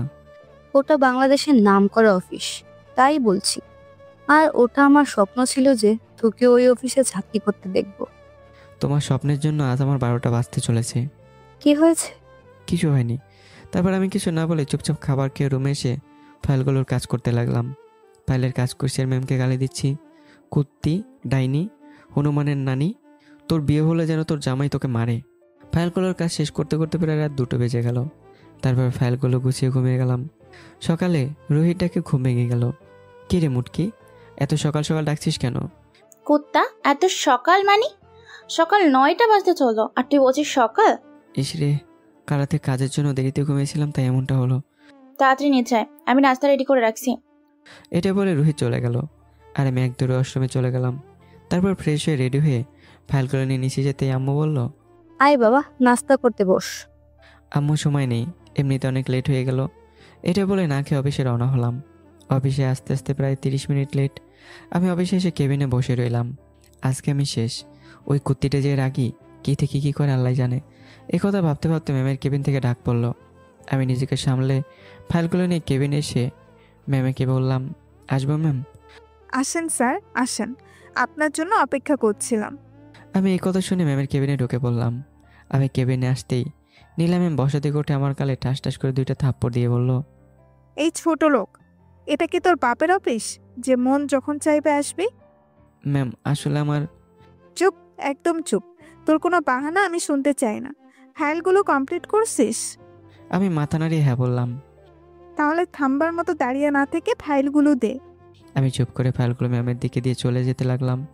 ওই খ্যাত, তোকে আমি যেতে বলছি? না। তাহলে কোন সাহসে চলে যাচ্ছিস? এখানে দাঁড়িয়ে থাক। ম্যামের কথা মতো দাঁড়িয়ে থাকলাম। আর এদিকে নীলা আমার দেওয়া ফাইলগুলো চেক করছে। এমন সময় বলে উঠলো, ওই খ্যাত, যা আমার জন্য একটা কাপ বানিয়ে নিয়ে আয়। ম্যামের কথা শুনলাম। Sorry ma'am. সরি মানে? কানে কি শুনতে পাসনি? তোকে কি বললাম? যা গিয়ে আমার জন্য 1 কাপ কফি বানিয়ে নিয়ে আয়। ম্যাম, এটার জন্য তো পিয়ন আছে, তাহলে আমি কেন কফি বানাতে যাব? তার কারণ তুই আমার পিয়ে। তাই বলে কি চা কফি এসব বানাবো? বানাবি। আমি যা বলবো তাই করবি। সরি ম্যাম, আমি এসব কাজ করতে পারবো না। আর যদি এইসব করার জন্য আমাকে আপনার পেয়ে বানান, তাহলে আমাকে চাকরি থেকে বের করে দিন। আমার কথা শুনে নীলার রাগ যেন আরও বেড়ে গেল। আর তখন নীলা আমার কলার চেপে ধরে বলল, ছোট লোকের বাচ্চা, তোকে যেটা বললাম সেটা না করে আমার মুখে মুখে তর্ক করছিস? তোর সাহস তো কম না। ম্যাম, সাহসের দেখেছেন কি? আমার কাজ যেটা ওইটা আমি মাথা পেতে করব, কিন্তু আমার যেটা কাজ না সেটা আমি করব কেন? আর আমার কলার ধরার কোনো অধিকার আপনার নেই। কি বললি কুত্তা? ওই তোর কলার ধরতে কি আমার অধিকার লাগবে? একে তো অফিসে দেরি করে এসেছিস, সবার মুখে মুখে তর্ক করছিস। তোকে তো আমি নীলাকে থামিয়ে দিয়ে বললাম, ম্যাম, অফিসে দেরি করে এসেছি সেই জন্য থাপ্পড় দিয়েছেন, তাতে কিছু বলিনি। কিন্তু এসব করার মানে কি? অফিসে দেরি করার কারণ হলো আপনি আমাকে ফাইল দিয়েছেন, সেগুলো রাত জেগে করেছি, তাই দেরি হয়ে গেছে। এতে আমার দোষ নেই। তারপরেও মারলেন, কিন্তু এসব আমি সহ্য করব না। তো কি করবি? চাকরি ছেড়ে দিবি? দে, কে মানা করছে? কিন্তু এটা মন দিয়ে শোন, আমি তোকে চাকরি থেকে বের করব না। ম্যাম, আপনাদের এগ্রিমেন্ট অনুযায়ী আমি নিজ থেকে চাকরি ছাড়তে পারবো না, তাই এমনটা করছেন। সমস্যা নেই, করেন, কিন্তু আমার ডিউটি বাদে অন্য কিছু করানোর চেষ্টা করলে আমি করতে পারবো না। আর হ্যাঁ, আমাকে দ্বিতীয়বার থাপ্পড় দেওয়ার কথা ভুলেও ভাববেন না। এই বলে আমি ম্যামের কেবিন থেকে চলে আসলাম। আর আমার এমন কথা শুনে নীলা রেগে মেগে টেবিলের উপর একটা থাপ্পড় দিয়ে বলল, ছোট লোকের বাচ্চা, তোকে তো আমার গোলাম বানিয়ে ছাড়বো। তখন তোর এই দেমাগ কোথায় থাকে সেটাও আমি দেখব। আমার উপর গরম দেখাও, তাও একজন সামান্য কর্মচারী হয়ে। এদিকে আমি কেবিনে এসে নিজে নিজে বলতে লাগলাম, শালার কীভাবে নিজেকে? টাকা পয়সা আছে বলে কি অন্য কাউকে চোখে লাগে না? ম্যাম এই টাকার গরম অন্য কাউকে দেখাতে পারে, কিন্তু আমাকে না। বলে আমি আমার কাজ করতে লাগলাম। ঘন্টা কয়েক পর নীলা ম্যামের কেবিন থেকে ডাক পড়লো। আমি মুখে একটা বিরক্তকর ভাব নিয়ে ম্যামের কেবিনে গেলাম। আর ম্যাম কেমন করেছেন আমার দিকে তাকিয়ে আছে, যার তাকানো আমার কাছে মোটেও ভালো লাগছে না। ম্যাম আমাকে ডেকেছেন। এই নে গাড়ির চাবি, নিচে গিয়ে গাড়ি বের কর। ম্যাম, গাড়ি কেন? তোকে যেটা বললাম সেটা কর, ছোট লোক। আমি আর কিছু না বলেই নিচে গিয়ে গাড়ি বের করে গাড়িতে বসে থাকলাম। এই, অফিসে চল, ওখানে মিটিং আছে। আমি ঠিক আছে বলে গাড়ি চালাতে লাগলাম। কিছুক্ষণ পর সে অফিসের সামনে গাড়ি থামাতেই, কিরে, গাড়ি কেন থামালি? ম্যাম, চলে এসেছি। গুড, এখন এই ফাইলটা নে, আর এই অফিসের সাথে যে ডিলটা হবে সেটা করে আয়। নীলার মুখে এমন কথা শুনে আমি অবাক হলাম। ম্যাম, এটা কী করে হয়? হঠাৎ করে আমি মিটিং সামলাবো? ম্যাম, এটা আমি করতে পারবো না। দেখ, মাথা গরম করিস না। তুই বলছিস তোর কাজের মতো কাজ দিতে, এখন গিয়ে ডিলটা ফাইল করে আয়। আর হ্যাঁ, যদি ডিলটা ফাইল না পারিস তাহলে 1 কোটি টাকা ফাইন দিতে হবে। ম্যাম, এ কেমন কথা? আমার কোনো প্রস্তুতি নেই, তাছাড়া ফাইলগুলো আমি করিনি, যার কারণে ফাইলের কোনো ধারণাও নেই। তার থেকে বড় কথা, মিটিংটা কিসের হবে সেটাও জানি না। নীলা আমার কথা শুনে মনে মনে বলল, আমি তো এটাই চাই চান্দু। দেখ, চুক্তি অনুযায়ী 6 মাসে তোর কোনো কাজে আমার ভুল পেলে আমরা তোকে চাকরি থেকে বের করে দিতে পারবো, কিন্তু অন্যায় করলে আমরা তোকে শাস্তি দিতে পারবো। আর সেটা যেটাই হোক তোকে মেনে নিতে হবে। আর তোর অন্যায় হবে তুই ম্যামের সাথে বেয়াদবি, আমার কথা না শোনা আর ডিল কমপ্লিট না করা। বস তুই আটকে গেছো, এখন গিয়ে ডিলটা ফাইল করে আসো, আর নয়তো গুনে গুনে টাকাগুলো দিয়ে দিতে পারো। এই কথা শুনে আমার মাথায় যেন আকাশ ভেঙে পড়লো। এখন আর কিছু বলে বাঁচতে পারবে না ব্রো, এখন সুন্দর মতো কাজে লেগে পড়ো। এখন আমার কিছুই করার নেই, আমি এখন অসহায়। এদের মতো টাকাওয়ালা সবই পারে, যেটা ইচ্ছে করতে পারে, কারণ তারা টাকাওয়ালা। মনে মনে এটা বলে অফিসের দিকে যেতে লাগলাম। আর এদিকে আমার যাওয়ার দিকে নীলা একটা শয়তানি হাসি দিয়ে বলল, এইবার আমার গোলাম হতে তোকে ঠাকাই কে? এইদিকে আমি অফিসের ভেতরে ঢুকে মিটিং সম্পর্কে ম্যানেজারের সাথে কথা বলে জানতে পারলাম ওদের বস নাকি মিটিং আছে, তাই আমাকে বসতে হবে। তাই আমি দেরি না করে ওয়েটিং রুমে বসে পড়লাম। আর তখনই মাথায় আসলো ফাইলটা একটু দেখি, যাতে হালকা হলেও একটু ধারণা নিতে পারি। এটা বলে ফাইলটি খুলে দেখতেই আমার চোখ ছানা বড় হয়ে গেল। আর আমি অনেকটা ক্লিয়ার বুঝতে পারছি ম্যাম আমার উপর প্রতিশোধ নিচ্ছে, কারণ আমি ফাইলটা খুলে দেখি ফাইলে অনেক জায়গায় ভুল আছে। আর এই ফাইল নিয়ে যদি আমি মিটিংয়ে যেতাম তাহলে ডিল ফাইনাল তো দূরে থাক, উল্টো কোম্পানির মালিক আমাকে ঘাট ধরে বের করে দিত। এসব কিছু আর না ভেবেই আমি পকেট থেকে কলমটা বের করে ফাইলটা ঠিক করতে লাগলাম। অনেক কষ্টে ফাইলটা ঠিক করে একটা স্বস্তির নিঃশ্বাস ফেললাম। তখনই পিএ এসে আমাকে বলে আমাকে নাকি ডাকছে। তাই আল্লাহকে স্মরণ করে নিজেকে ঠিকঠাক করে আমি বসের কেবিনের দিকে যেতে লাগলাম। এইদিকে নীলা গাড়িতে বসে বসে ভাবছে, এই শালাসি কখন গেল, এখন আসার নাম নিচ্ছে না, আমার যে তর্স হয়েছে না। এদিকে আমি কেবিনের সামনে এসে বললাম, আসতে পারি স্যার? কামিং। ভেতর থেকে মেইলি কণ্ঠে আওয়াজ শুনতে বুঝতে পারছি এটা অফিসের বস মেয়ে। তাই নিজে নিজে বললাম, আহমদ যেমন তেমন কথা বলিস না। এইসব বলতে বলতে কেবিনে ঢুকে সামনের দিকে তাকিয়ে দেখি মেয়েটা কার সাথে যেন কথা বলছে। ওই দিকে ফিরে একটু পরে ফোন রেখে আমার দিকে ঘুরতেই মেয়েটা আমার দিকে কেমন করে যেন তাকিয়ে থাকলো। এতে করে আমি একটু নার্ভাস হতে লাগলাম। তারপরে নিজেকে সামলে নিয়ে বললাম, ম্যাম অনুমতি দিলে মিটিংটা শুরু করতে পারি? ম্যাম আমার কথা শুনে একটা হাসি দিয়ে বলল, তুমি মনে হয় নীলার পিয়ে? জি জি ম্যাম। তাহলে আর কিসের মিটিং? ম্যামের এমন কথা শুনে আমার গলা শুকিয়ে আসলো, বুকের হার্টবিট বাড়তে লাগলো। তার কারণ মেয়েটার এমন কথায় হয়তো মেয়েটা নীলাকে চিনে, আর হয়তো মেয়েটাও নীলা ম্যামের সাথে জড়িত। আমি ফেঁসে গিয়েছি, অনেক বড় জালে ফেঁসে গিয়েছি। তা তোমার ভাবনা শেষ হলে তোমাকে কিছু কথা বলতে পারি আমি? মেয়েটার কথা শুনে নিজেই ভাবনা থেকে উঠে এসে আমতামতা করে বলতে লাগলাম, জি জি ম্যাম বলেন। তখন মেয়েটি বলল, আগে আমরা পরিচিত হইনি, আমার নাম মিলি আর তোমার নাম আহমদ, তাই না? মিমি ম্যামের কথা শুনে অবাক হয়ে আমি ম্যামের দিকে তাকালাম। আপনি আমার নাম কি করে জানেন ম্যাম? ওটা আমাকে নীলা বলেছে, ওটা বাদ দাও। আমি এখন আসল কথা বলি। চাইলে আমি তোমার ডিল ফাইনাল করতে পারি, কিন্তু আমাকে বলা হয়েছে ডিল ক্যান্সেল করতে। ম্যাম আপনি আমার ফাইল দেখেন, যদি কোনো সমস্যা হয় তাহলে না হয় ডিলটা আমাকে দিবেন না? আমার সাথে ফাইলের কোনো সম্পর্ক নেই। আমার সাথে সম্পর্ক নীলার বিয়ে আসবে একটা ফাইল নিয়ে, আর আমি তা ক্যান্সেল করব। তবে তুমি চাইলে আমি ডিল ওকে করতে পারি, শুধু 2টা শর্ত মানতে হবে। মিমি ম্যামের কথা শুনে বুঝলাম এসব নীলা ম্যামের সাজানো। ম্যাম আমার সাথে কি করতে চায় যে আমাকে এত ফাঁদে ফেলছে? আমি ভাবনা থেকে ফিরে বললাম, ম্যাম তা শর্তটা কি ম্যাম? শর্ত খুব সোজা, আমি তোমার ডিল ওকে করে দিব, আর তার পরিবর্তে তুমি ওই কোম্পানির চাকরি ছেড়ে আমার কোম্পানিতে আসবে। আর 2 নাম্বারটা হলো, তোমাকে একটা কাগজ দিব, ওইটা না দেখে সাইন করবা। তোমার কাছে এখন 3টা পথ আছে, এখন তুমি কোন দিকে যাবে সেটা তুমি ভাবো। মিমির কথা শুনে আমি অনেক চিন্তায় পড়ে গেলাম যে এদিকে যাই না কেন, বিপদ আমার আছেই। যদিও মিমির মতে 3টা পথ আছে, কিন্তু আমার মতে 2টো পথ, কারণ নীলা অফিসের চাকরিটা আমি ইচ্ছে করলেও ছাড়তে পারবো না। আর বাকি 2টো পথ, একটা হলো যদি ডিল ফাইনাল না করি তাহলে নীলা ম্যামকে দিতে হবে 1 কোটি টাকা, যেটাতে আমার পক্ষে সম্ভব নয়। আর যদি ডিলটা ফাইনাল করতে হয় তাহলে না দেখে কাগজে সাইন করতে হবে, যেখানে কী লেখা থাকবে আর কী লেখা না থাকবে আমি কিছুই জানবো না। আল্লাহ তুমি বলো আমি এখন কি করব? আমার মাথা এখন ঘুরতে লাগলো, কোন চিপায় পড়লাম। আল্লাহ তুমি সাহায্য করো। কি মিস্টার আহমদ, অনেকক্ষণ ভাবলা, কি করবে এখন? ম্যাম আপনি যেমনটা বলছেন আপনার কোম্পানিতে চাকরি করতে, যেটা আমি ইচ্ছে করলেও করতে পারবো না। কারণ এই কোম্পানিতে আমার 6 মাসের চুক্তি আছে। ও, তাহলে তো তোমার কাছে এখন 2টা পদ বাকি আছে। খুব ভেবেচিন্তে পা দেবে মিস্টার আহমদ। এদিকে আমার এখনও মাথায় ঢুকছে না কী করব। অনেকক্ষণ ভেবেচিন্তে আমি সিদ্ধান্ত নিলাম আমি না দেখে কাগজে সাইন করব। তার কারণ হলো আমি নীলা ম্যামের কাছে মাথা নত করতে চাই না। ম্যাম, আমি সিদ্ধান্ত নিয়েছি। ও, তা কি ভাবলে? কোনটা করবে? ম্যাম, আপনি আমাকে কাগজ দেন, আমি সাইন করে দিচ্ছি। আর আপনি আমার ডিলটা ফাইনাল করে দেন। ওকে, তোমার যেমনটা ইচ্ছে।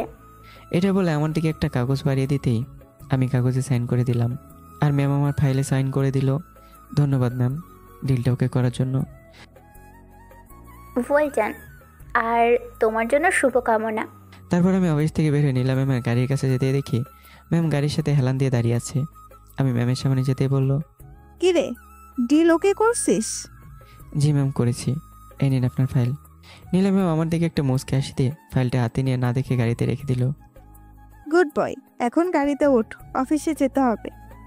আমি আর কিছু না বলেই আল্লাহর কাছে শুকরিয়া আদায় করে গাড়ি তুলে গাড়ি চালাতে লাগলাম। কিছুক্ষণের মধ্যে অফিসে চলে আসলাম। ম্যাম গাড়ি থেকে নেমে চলে গেল। আর আমি গাড়ি পার্ক করে অফিসে ঢুকে নিজের কেবিনে চলে গেলাম।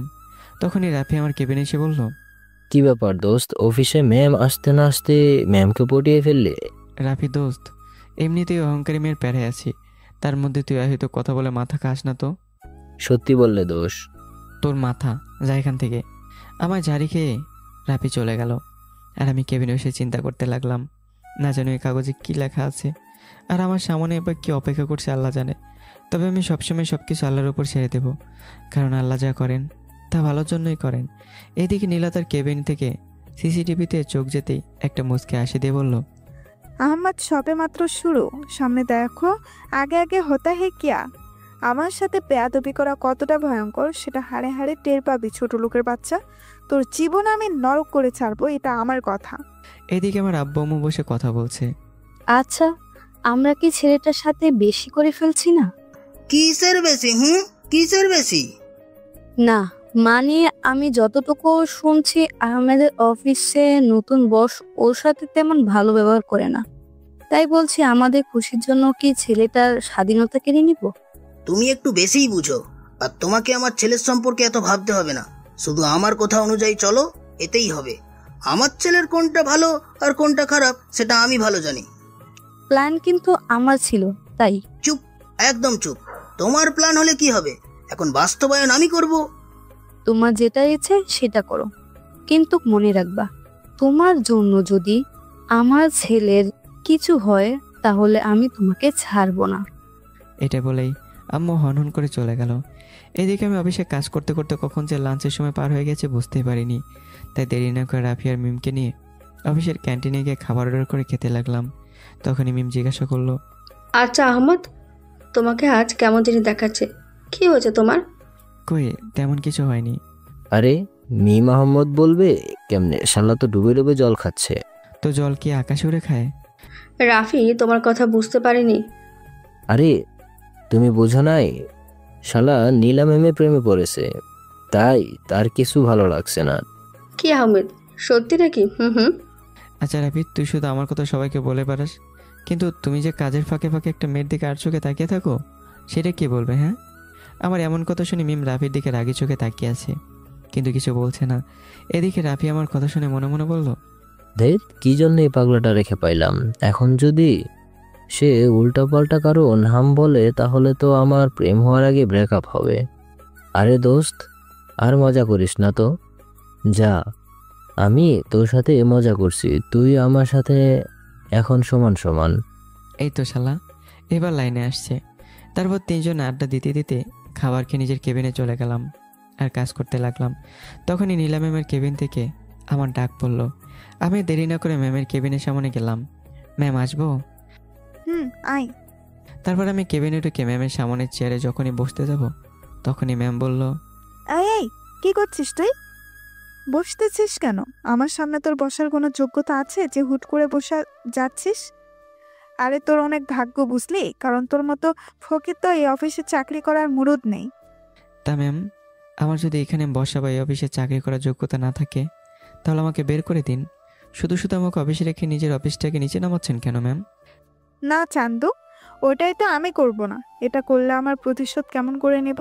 দেখ, তোর জন্য যদি আমার কোম্পানি লস খায় তাহলে খাবে, তারপরেও আমি তোর জীবন কালো আধার নিয়ে আসবো।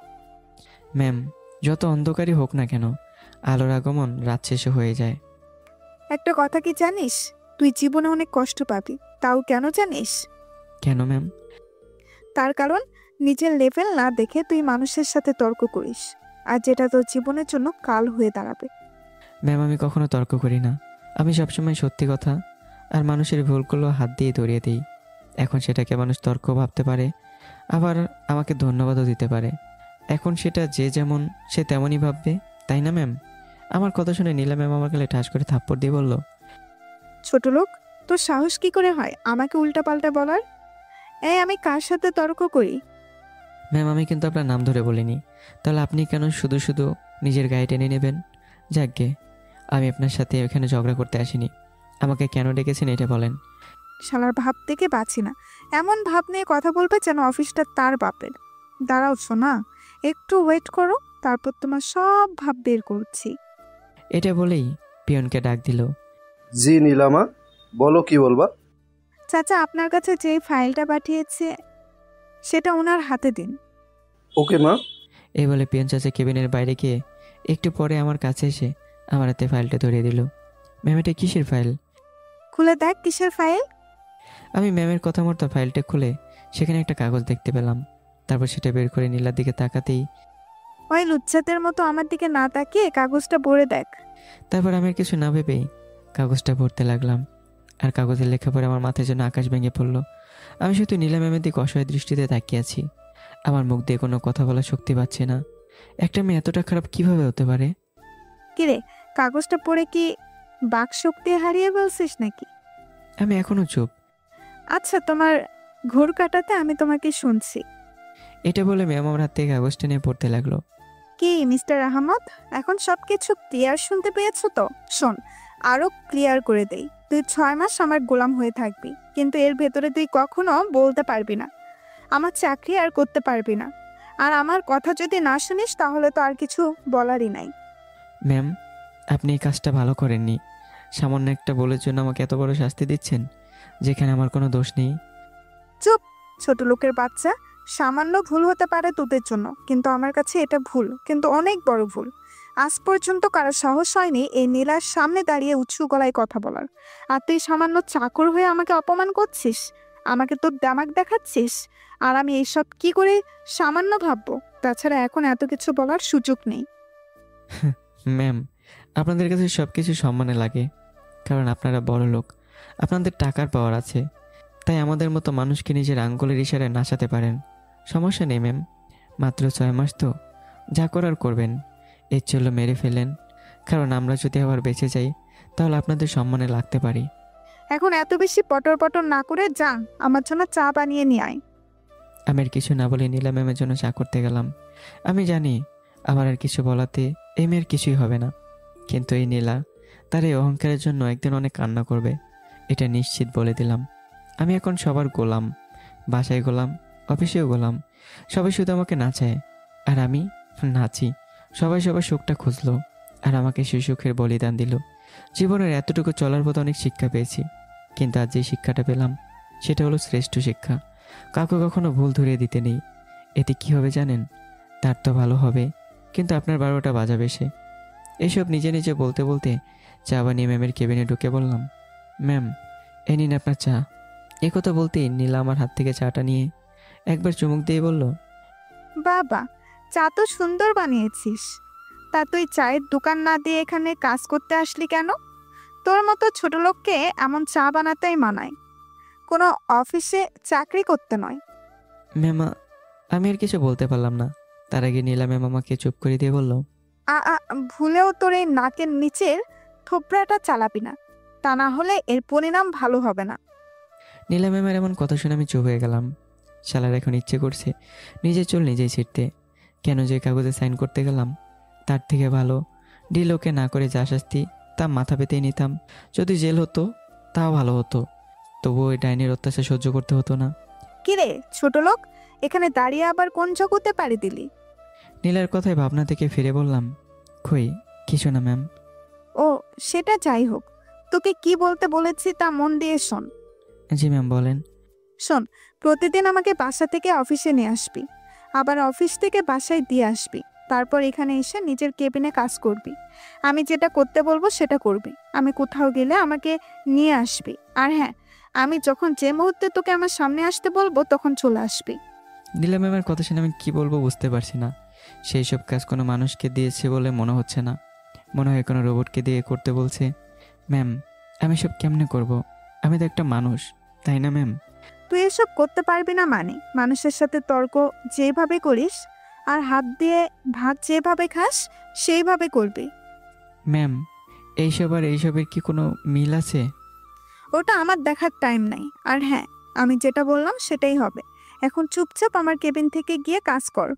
ম্যামের কথা শুনে ম্যামের কেবিন থেকে বের হতে যাব, তখনই নীলা ম্যাম আবার ডেকে বলল, শোন, তোর নাম্বারটা দিয়ে যা, কখনো দরকার পড়লে কল দিতে হবে। আমি কিছু না বলে নাম্বার দিয়ে চলে আসলাম নিজের কেবিনে।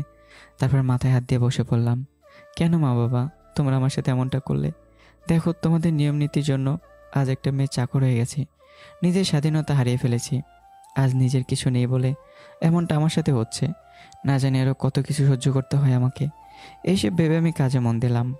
এদিকে আমার এমন মন খারাপ দেখে নীলা মুসকে মুসকে হাসছে আর বলল, তোর ওই মুখের হাসিটা কেড়ে নিয়ে আমার যে কত ভালো লাগছে সেটা কাউকে বোঝাতে পারবো না। এখন তো হাসি গিয়েছে, সামনে আরো কত কিছু যে যাবে তা নিজেও ভাবতে পারবি না। এটা বলে নীলাও কাজ করতে লাগলো। এভাবে কাজ করতে করতে কখন যে অফিস টাইম শেষ হয়ে গেছে টেরই পাইনি। কোত্থেকে যেন রাফি এসে বলল, কিরে দোস্ত, যাবি না বাসায়? না রে দোস্ত, তুই যা, আমার কাজ আছে। তোর কি কাজ সেটা আমি জানি। সারা উল্টোপাল্টা কথা বলবি তো মিমকে আমি কিছু একটা বলে তোর প্রেম হওয়ার আগে খতম করে দেব। ভাই, তোর কাছে মাফ চাই, এমন কথা আর কমো না। আর তুইও কিছু বলিস না, থাক, আমি গেলাম। এটা বলে রাফি চলে গেল। আর এদিকে আমার কাজ শেষ হতে আমি কেবিনে বসে ফোন টিপছি, তখন অচেনা একটা নাম্বার থেকে কল আসলো। আমি কিছু না ভেবেই দূরে হ্যালো হ্যালো বলতে বলতে ওই পাশ থেকে বলে উঠলো, ওই কেবিনে এসে চাবি নিয়ে গাড়ি বের কর। এই কে আপনি? আর কিসব বাজে বাজে কথা বলছেন? কি বললি? ছোট লোকের বাচ্চা, আমি কে? তাড়াতাড়ি কেবিনে আয়, তারপর বুঝিয়ে দিব আমি কে আর কি জিনিস। মেয়েটার এমন কথায় আমি এখন বুঝতে পারছি যেটা ম্যাম। আমি দেরি না করে ম্যামের কেবিনে যেতেই ঠাস ঠাস করে 2টা থাপ্পড় বসিয়ে দিল। ছোট লোক, তোর সাহস কি করে হয় আমার পরিচয় জানার? আমি গালে হাত দিয়ে বললাম, আসলে ম্যাম সরি, আমি বুঝতে পারিনি ওটা আপনি ছিলেন, কারণ আপনার নাম্বার সেভ ছিল না।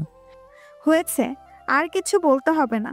এই নে চাবি, যা তাড়াতাড়ি গাড়ি বের কর। এটা বলে গাড়ির চাবি আমার দিকে ছুঁড়ে মারলো। আমার বলার অনেক কিছুই ছিল, বাট কিছু বলতে পারছি না, কারণ আমি অন্যের গোলাম। আমি কিছু না ভেবে চাবিটা নিয়ে নিচে গিয়ে গাড়ি বের করলাম। একটু পরে নীলা গাড়িতে বসে বলল, ওই জায়গায় নিয়ে চল। ম্যাম একটা নদীর তীরে নাম বলল, কিন্তু সন্ধ্যাবেলায় নদীর তীরে কেন? হয়তো তার বয়ফ্রেন্ডের সাথে দেখা করতে যাবে। আমি এত কিছু না বলে ঠিকানা অনুযায়ী গাড়ি চালাতে লাগলাম। অনেকক্ষণ পরে সেই জায়গায় চলে আসলাম। ম্যাম গাড়ি থেকে নেমে হাঁটতে লাগলো, আর আমি গাড়িতে বসে থাকলাম। হুদাই তাদের মাঝে গিয়ে কী করবো, তাই তার থেকে ভালো গাড়িতে বসে থাকি, এটা ভেবে ফোন টিপতে লাগলাম। তখনই জানালা দিয়ে কেউ আমার ফোন কেড়ে নিল। আমি সাথে সাথে তাকে দেখে নিলাম ম্যাম, আর আমাকে বলল, গাড়ি থেকে নাম। আমি নামতেই নীলা ম্যাম আমার গালে ঠাস ঠাস করে থাপ্পড় দিল। ওই ছোট লোকের বাচ্চা, তোকে কি এখানে এনেছি গাড়িতে বসে থাকার জন্য? আমি গালে হাত দিয়ে কিছু বললাম না। তাহলে কোন সাহসে গাড়িতে বসে ফোন টিপতেছিস? আমি গালে হাত দিয়ে বললাম, সরি ম্যাম, আর এমন ভুল হবে না। তোদের ছোট লোকদের একটা সমস্যা, সরি ছাড়া আর কিচ্ছু বলতে পারিস না। আয় আমার পেছন পেছন। এই বলে আমার ফোন আমার দিকে দিয়ে নীলা ম্যাম সামনের দিকে হাঁটতে লাগলো, আর আমি তার পেছন পেছন হাঁটতে লাগলাম। আচ্ছা ম্যাম, যদি রাগ না করেন তাহলে একটা কথা জিজ্ঞাসা করতে পারি? বল। এখানে কি আপনি প্রতিদিন আসেন? আমি প্রতিদিন আসি। দেশে আসার পরে একদিন এই জায়গায় ঘুরতে আসছিলাম বান্ধবীদের সাথে। তখন থেকেই আমার ভালো লাগে এই জায়গাটা। সুন্দর ঠান্ডা কমল হাওয়া, নিস্তব্ধ নদীর পানি, আর কোলাহলমুক্ত পরিবেশ। একটা অপরূপ সৌন্দর্যের ঘেরা এই জায়গা। এখানে আসলে সারাদিনের সকল ক্লান্ত দূর হয়ে যায়। তাই আমি এখানে প্রতিদিন আসি, আর মাঝে মধ্যে বান্ধবীরাও। ও, ম্যামের এমন কথা শুনে মনে মনে বললাম, আরে আমার প্রকৃতি প্রেমী রে, আমার একটা কথা মাথায় আসে না, এই পাথর মনে কোমলিদের অনুভূতি আসলো কোত্থেকে? আজ তো একটা পেতনি, শাকচুন্নি কোথাকার। কিছু বলার আগেই হাত বেশি চলে। ডাইনি একটা, শুধু ছোট লোক ছাড়া আর কিছু বলতেই পারে না। ইচ্ছে করে থাপ্পড় দিয়ে সব অহংকার মাটিতে মিশিয়ে দিতে। এসব ভাবতেছি তখনই নীলা ম্যাম আমাকে বলল, ওই আহমেদ, এই নে 1000 টাকা, আর আমার জন্য একটা আইসক্রিম নিয়ে আয়। আমি আর কিছু না বলেই আইসক্রিম এনে ম্যামকে দিলাম। বাকি টাকা ম্যামকে দিয়ে দিলাম। আর ম্যাম আমার হাত থেকে আইসক্রিম নিয়ে নদীর তীরে দাঁড়িয়ে আইসক্রিম খেতে লাগলো। সাথে প্রকৃতির ঠান্ডা হওয়া তো আছেই। এমন সময় আমার চোখ গেল নীলার আইসক্রিম খাওয়ার দিকে। মেয়েটা একদম বাচ্চাদের মতো আইসক্রিম খাচ্ছে। এখন দেখলে বোঝাই যাবে না এই মেয়ে একটা নিউক্লিয়ার বোম, যেটার শব্দ কম আর ক্ষমতা বেশি। যাক, এই মেয়ের ব্যাপারে এত কিছু ভাবা আমার জন্য ক্ষতি। এইসব ভাবা বাদ দিয়ে আমি নদীর তীরের দিকে তাকিয়ে প্রকৃতির মাঝে ডুব দেওয়ার চেষ্টা করছি। রাতের বেলাতে নদীর আলাদা একটা সৌন্দর্য আছে, বরং আলাদা একটা শান্তি বিরাজমান করে, যেটা দিনের বেলায় হয় না। বিধ্বস্ত এই নদীর মাঝে অনেক মানুষের ভিড়ে আমি এক নিস্তব্ধ মানুষ। নদীর তীরে থেকে কখনো নদীকে বুঝতে পারবে না, তেমনি আমার পাশে থেকে আমাকে কেউ বুঝতে পারবে না। আহমেদ, ওই আহমেদ, বাচ্চা কোথায় হারালি? আমি মনে মনে এসব ভাবছি, তখনই নীলা ম্যাম আমাকে ডাকতে লাগলো। আমি ভাবনা থেকে ফিরে বললাম, কি কি কি ম্যাম বলেন? কোথায় হারালি? আসলে ম্যাম, ঠান্ডা হওয়া নিস্তব্ধ নদীর মাঝে চাঁদের আলোতে হালকা আলোকিত পানির স্তরগুলো মন দিয়ে দেখছিলাম। তোর মন দিয়ে দেখা হলে আমার জন্য বাদাম নিয়ে আয়। এই নে টাকা। তারপর আমি বাদাম নিতে চলে গেলাম। একটু পরে বাদাম এনে ম্যামকে দিলাম। আর আমি যখন টাকা দিতে যাব তখন ম্যাম বলল, থাক, তোর কাছে রেখে দে, পরে লাগতে পারে। আমি আর কিছু বললাম না। এই নে, আমাকে বাদামের খোসা ছাড়িয়ে দে, আর আমি খাবো। এই বলে ম্যাম আমার কাছে বাদাম নিয়ে বলল, ম্যাম, আমি আপনার চাকর, আমি ছোট লোক, তাহলে কি আপনি আমার হাতে খোসা ছাড়ানো বাদাম খেতে পারবেন? তুই একটু বেশি বুঝিস। তোকে তো এনেছি আমার চাকরি করার জন্য, সো যেটা বলছি ওইটা কর, ছোট লোক একটা। নদীর পাড়ে হাঁটতে লাগলো, আর আমি তার পেছন পেছন হাঁটছি আর বাদামের খোসা ছাড়িয়ে ম্যামকে দিচ্ছি, আর ম্যাম খাচ্ছে। আমার এই কাজটা ম্যাম ভাবছে আমি তার চাকরগিরি করছি, কিন্তু আমার মনে হচ্ছে আমি তার বয়ফ্রেন্ড আর ম্যাম আমার গার্লফ্রেন্ড। না মানে যেভাবে বাদাম খাওয়াচ্ছি আমার কাছে এমনটাই মনে হলো। ও, আপনারা আবার বলে দেবেন না কিন্তু এই ডাইনিকে। এইভাবে আরও কিছুক্ষণ এখানে ঘোরাঘুরি করলো ম্যাম, সাথে আমিও। অনেক হয়েছে, এখন বাসায় যাব, চল আমাকে বাসায় দিয়ে আয়। এটা বলে দুজন গাড়ির দিকে আসতে লাগলাম। তারপর গাড়ি গেছে, এসে গাড়িতে বসে গাড়ি চালাতে লাগলাম। কিছুক্ষণ পর গাড়ি ম্যামের বাসার সামনে দাঁড় করাতেই ম্যাম গাড়ি থেকে নেমে বলল, ওই গাড়ি গ্যারেজে রেখে বাসায় চলে যা, আর কাল সময় মতো চলে আসবি। Okay ma'am. এটা বলতেই আমার মনে পড়ে গেল ম্যামের টাকাগুলোর কথা। আমি ম্যাম বলে ডাক দিতেই ম্যাম পেছনে ঘুরে বলল, কি রে, আবার কি হলো? ম্যাম, আপনার টাকাগুলো নেন। আচ্ছা, নেমে আমাকে দে। আমি দেরি না করে গাড়ি থেকে নেমে ম্যামের দিকে টাকাগুলো বাড়িয়ে দিলাম। এতে নীলা ম্যাম মুখে একটা হাসিতে আমার দিকে হাত বাড়ালো ঠিকই, কিন্তু হাত আমার গালে পৌঁছালো। ছোট লোক খ্যাত, তোর কি আমাকে ফকির মনে হয় যে তোকে দেওয়া টাকাগুলো আমি নেব? আমি গালে হাত দিয়ে বললাম, ম্যাম, কিন্তু টাকাগুলো তো আপনি আমাকে কিছু আনতে দিয়েছিলেন, আর এগুলো বেঁচে গিয়েছে তাই আপনাকে দিলাম। তাতে কি হয়েছে? আচ্ছা যা, তোকে দান করে দিলাম, এখন যা তো, ভালো লাগছে না। ম্যাম, আমি গরিব কিন্তু ফকির না। এটা বলে ম্যামকে তার টাকাগুলো দিয়ে আমি গাড়ি পার্ক করে ম্যামদের বাড়ি থেকে বের হয়ে গেলাম। আর এদিকে নীলা ম্যাম দাঁড়িয়ে আমার দিকে হা হয়ে তাকিয়ে আছে, আর মনে মনে বলছে, এই ছেলেকে কি করলে এই ছেলে দেমাগ কমবে? যাই করি না কেন, এই ছেলে আমার সাথে দেমাগ দেখাবেই, কালায় তারপর দেখাবো। এই কথা বলে নীলা হনন করে বাড়ির ভিতরে চলে গেল। এদিকে আমি একটা রিক্সা নিয়ে বাসায় পৌঁছেই কলিং বেল দিতেই রুহি দরজা খুলে দিতেই আমি ভেতরে ঢুকতে যাব, তখনই রুহি পথ আটকে বলল, ওই কোথায় যাচ্ছিস? তোর শ্বশুর বাড়িতে, সামনে থেকে শর্ত ভালো লাগছে না। আমার চকলেট দে, তারপর যেতে দিব। ও সরি বোন, আনতে ভুলে গিয়েছি। এটা বললে তো হবে না, আমার চকলেট লাগবে, না হলে তোকে ভিতরে ঢুকতে দিব না। লক্ষ্মী বোন আমার এমনটা করে না, কাল ডাবল নিয়ে আসবো, সাথে ফুচকাও। আজ যেতে দে, অনেক ক্লান্ত। কাল যদি না আনিস তোকে বাসায় ঢুকতে দিব না। এই বলে পথ থেকে সরে দাঁড়ালো, আর আমি রুহির গাল টেনে দিয়ে বললাম, ঠিক আছে আমার পেতনি বোন। এটা বলে দৌড় দিলাম। আর এদিকে রুহি রেগে বলল, ছাগলের বাচ্চা, গরুর আব্বা, ইতর, তোকে আমি ছাড়বো না, আমাকে পেতনি ডাকা, তাই না? এটা বলে আমার পিছনে যেতে যাবে, আবার কি মনে করে যেন গেল না। এদিকে আমি রুমে বসে একলাফে বিছানায় গাইলে দিলাম। আজ ডাইনিটা অনেক দৌড়ানি খেয়েছে। ইস, আমার এত সুন্দর কিউট গালটারে ডাইনিটা মেরে 12টা বাজিয়ে ফেলেছে। আঙ্কেল কি খায় বড় করে সাল্লাই জানে, কি শক্তি, কিছুক্ষণ এইভাবে বলে ওয়াশরুমে গিয়ে ফ্রেশ হলাম। রুমে কিছুক্ষণ শুয়ে থাকতেই আম্মু খাবার খেতে ডাকলো, তাই খাবার খেতে গেলাম। নিচে এসে খাবার টেবিলে বসে চুপচাপ খাবার খেতে লাগলাম। খাবার খেয়ে রুমে এসে কিছুক্ষণ ফোন টিপে ঘুমিয়ে গেলাম। হঠাৎ মাঝরাতে ফোনের আওয়াজে আমার স্বাদের ঘুমটা ভেঙে গেল। তাই একরাশ বিরক্ত নিয়ে ফোনটা হাতে নিয়ে দেখি নীলা ম্যাম। এই মেয়ে এত রাতে ফোন কেন দিল, এটা ভেবে ফোনটা রিসিভ করে কানে লাগাতেই ওপাশ থেকে নীলা বলে উঠল, ওই শোন, আমার আইসক্রিম আর কাচ্চি খেতে ইচ্ছে করছে, তাড়াতাড়ি নিয়ে আয়। ম্যাম আপনি ঠিক আছেন তো? আমি ঠিকই আছি, এত কথা না বলে যেটা বললাম সেটা কর। ম্যাম রাত বাজে 3টা, আর এখন কিভাবে আইসক্রিম আর কাচ্চি নিয়ে যাব? এখন কি কোনো রেস্তোরাঁ খোলা থাকবে? শোন ছোট লোক, তোকে এত কথা বলতে বারণ করছি না? তুই আমার চাকর, আমি যখন যেটা বলবো ওটা করতে হবে। আর কোনো কথা না বলে 30 মিনিটের মধ্যে আমার জন্য কাচ্চি আর আইসক্রিম নিয়ে আয়। এটা বলে নীলা ম্যাম ফোনটা কেটে দিল। আর আমি বললাম, নিশ্চিত শালির মাথায় সমস্যা আছে, এত রাতে কেউ কি এসবের বায়না করে? এমনভাবে বলছে যেন আমি তার লাং লাগি। এটা বলে আমি একজনকে কল দিলাম। নয়ন, কোথায় তুই? জি স্যার, আমি তো বাসায়। তা স্যার কিছু কি সমস্যা হয়েছে? না, ও হয়নি। আমার একটা কাজ কর, আমার জন্য 2টা আইসক্রিম আর 2 প্যাকেট কাচ্চি নিয়ে আয় 15 মিনিটের মধ্যে। আপনি কোনো চিন্তা করবেন না, আমি নিয়ে আসবো। এটা বলেই ছেলেটা ফোন কেটে দিল। এখন আপনাদের মনে একটা প্রশ্ন, কে ছেলেটা? আর আমার মধ্যে একটা ছোট লোককে স্যার কেন বলছে? গল্পের সাথে থাকলে বুঝতে পারবেন। কিছুক্ষণ পর নয়ন ফোন দিয়ে বলল, স্যার ভিতরে আসবো নাকি নিচে আসবেন? তুই থাক, আমি আসতেছি। এটা বলে আমি বাসা থেকে বের হয়ে নিচে গেলাম। এই নিন আপনার জিনিস। আমি প্যাকেট 2টা হাতে নিলাম।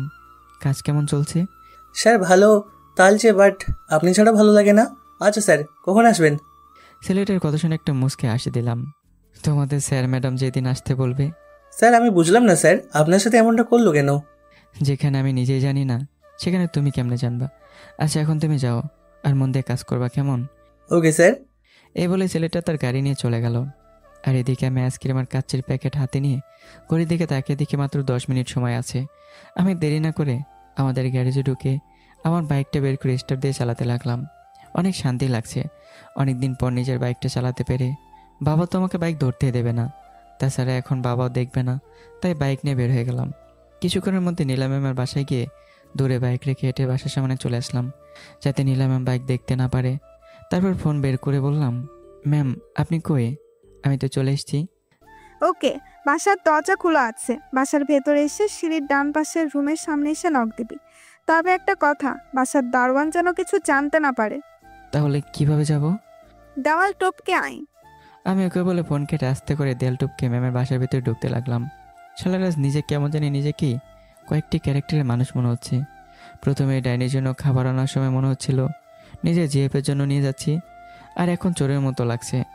দেয়াল টপকে চোরের মতো বাসায় ঢোকার সময় আমি এখন ভেবে পাচ্ছি না নিজেকে কি মনে করব।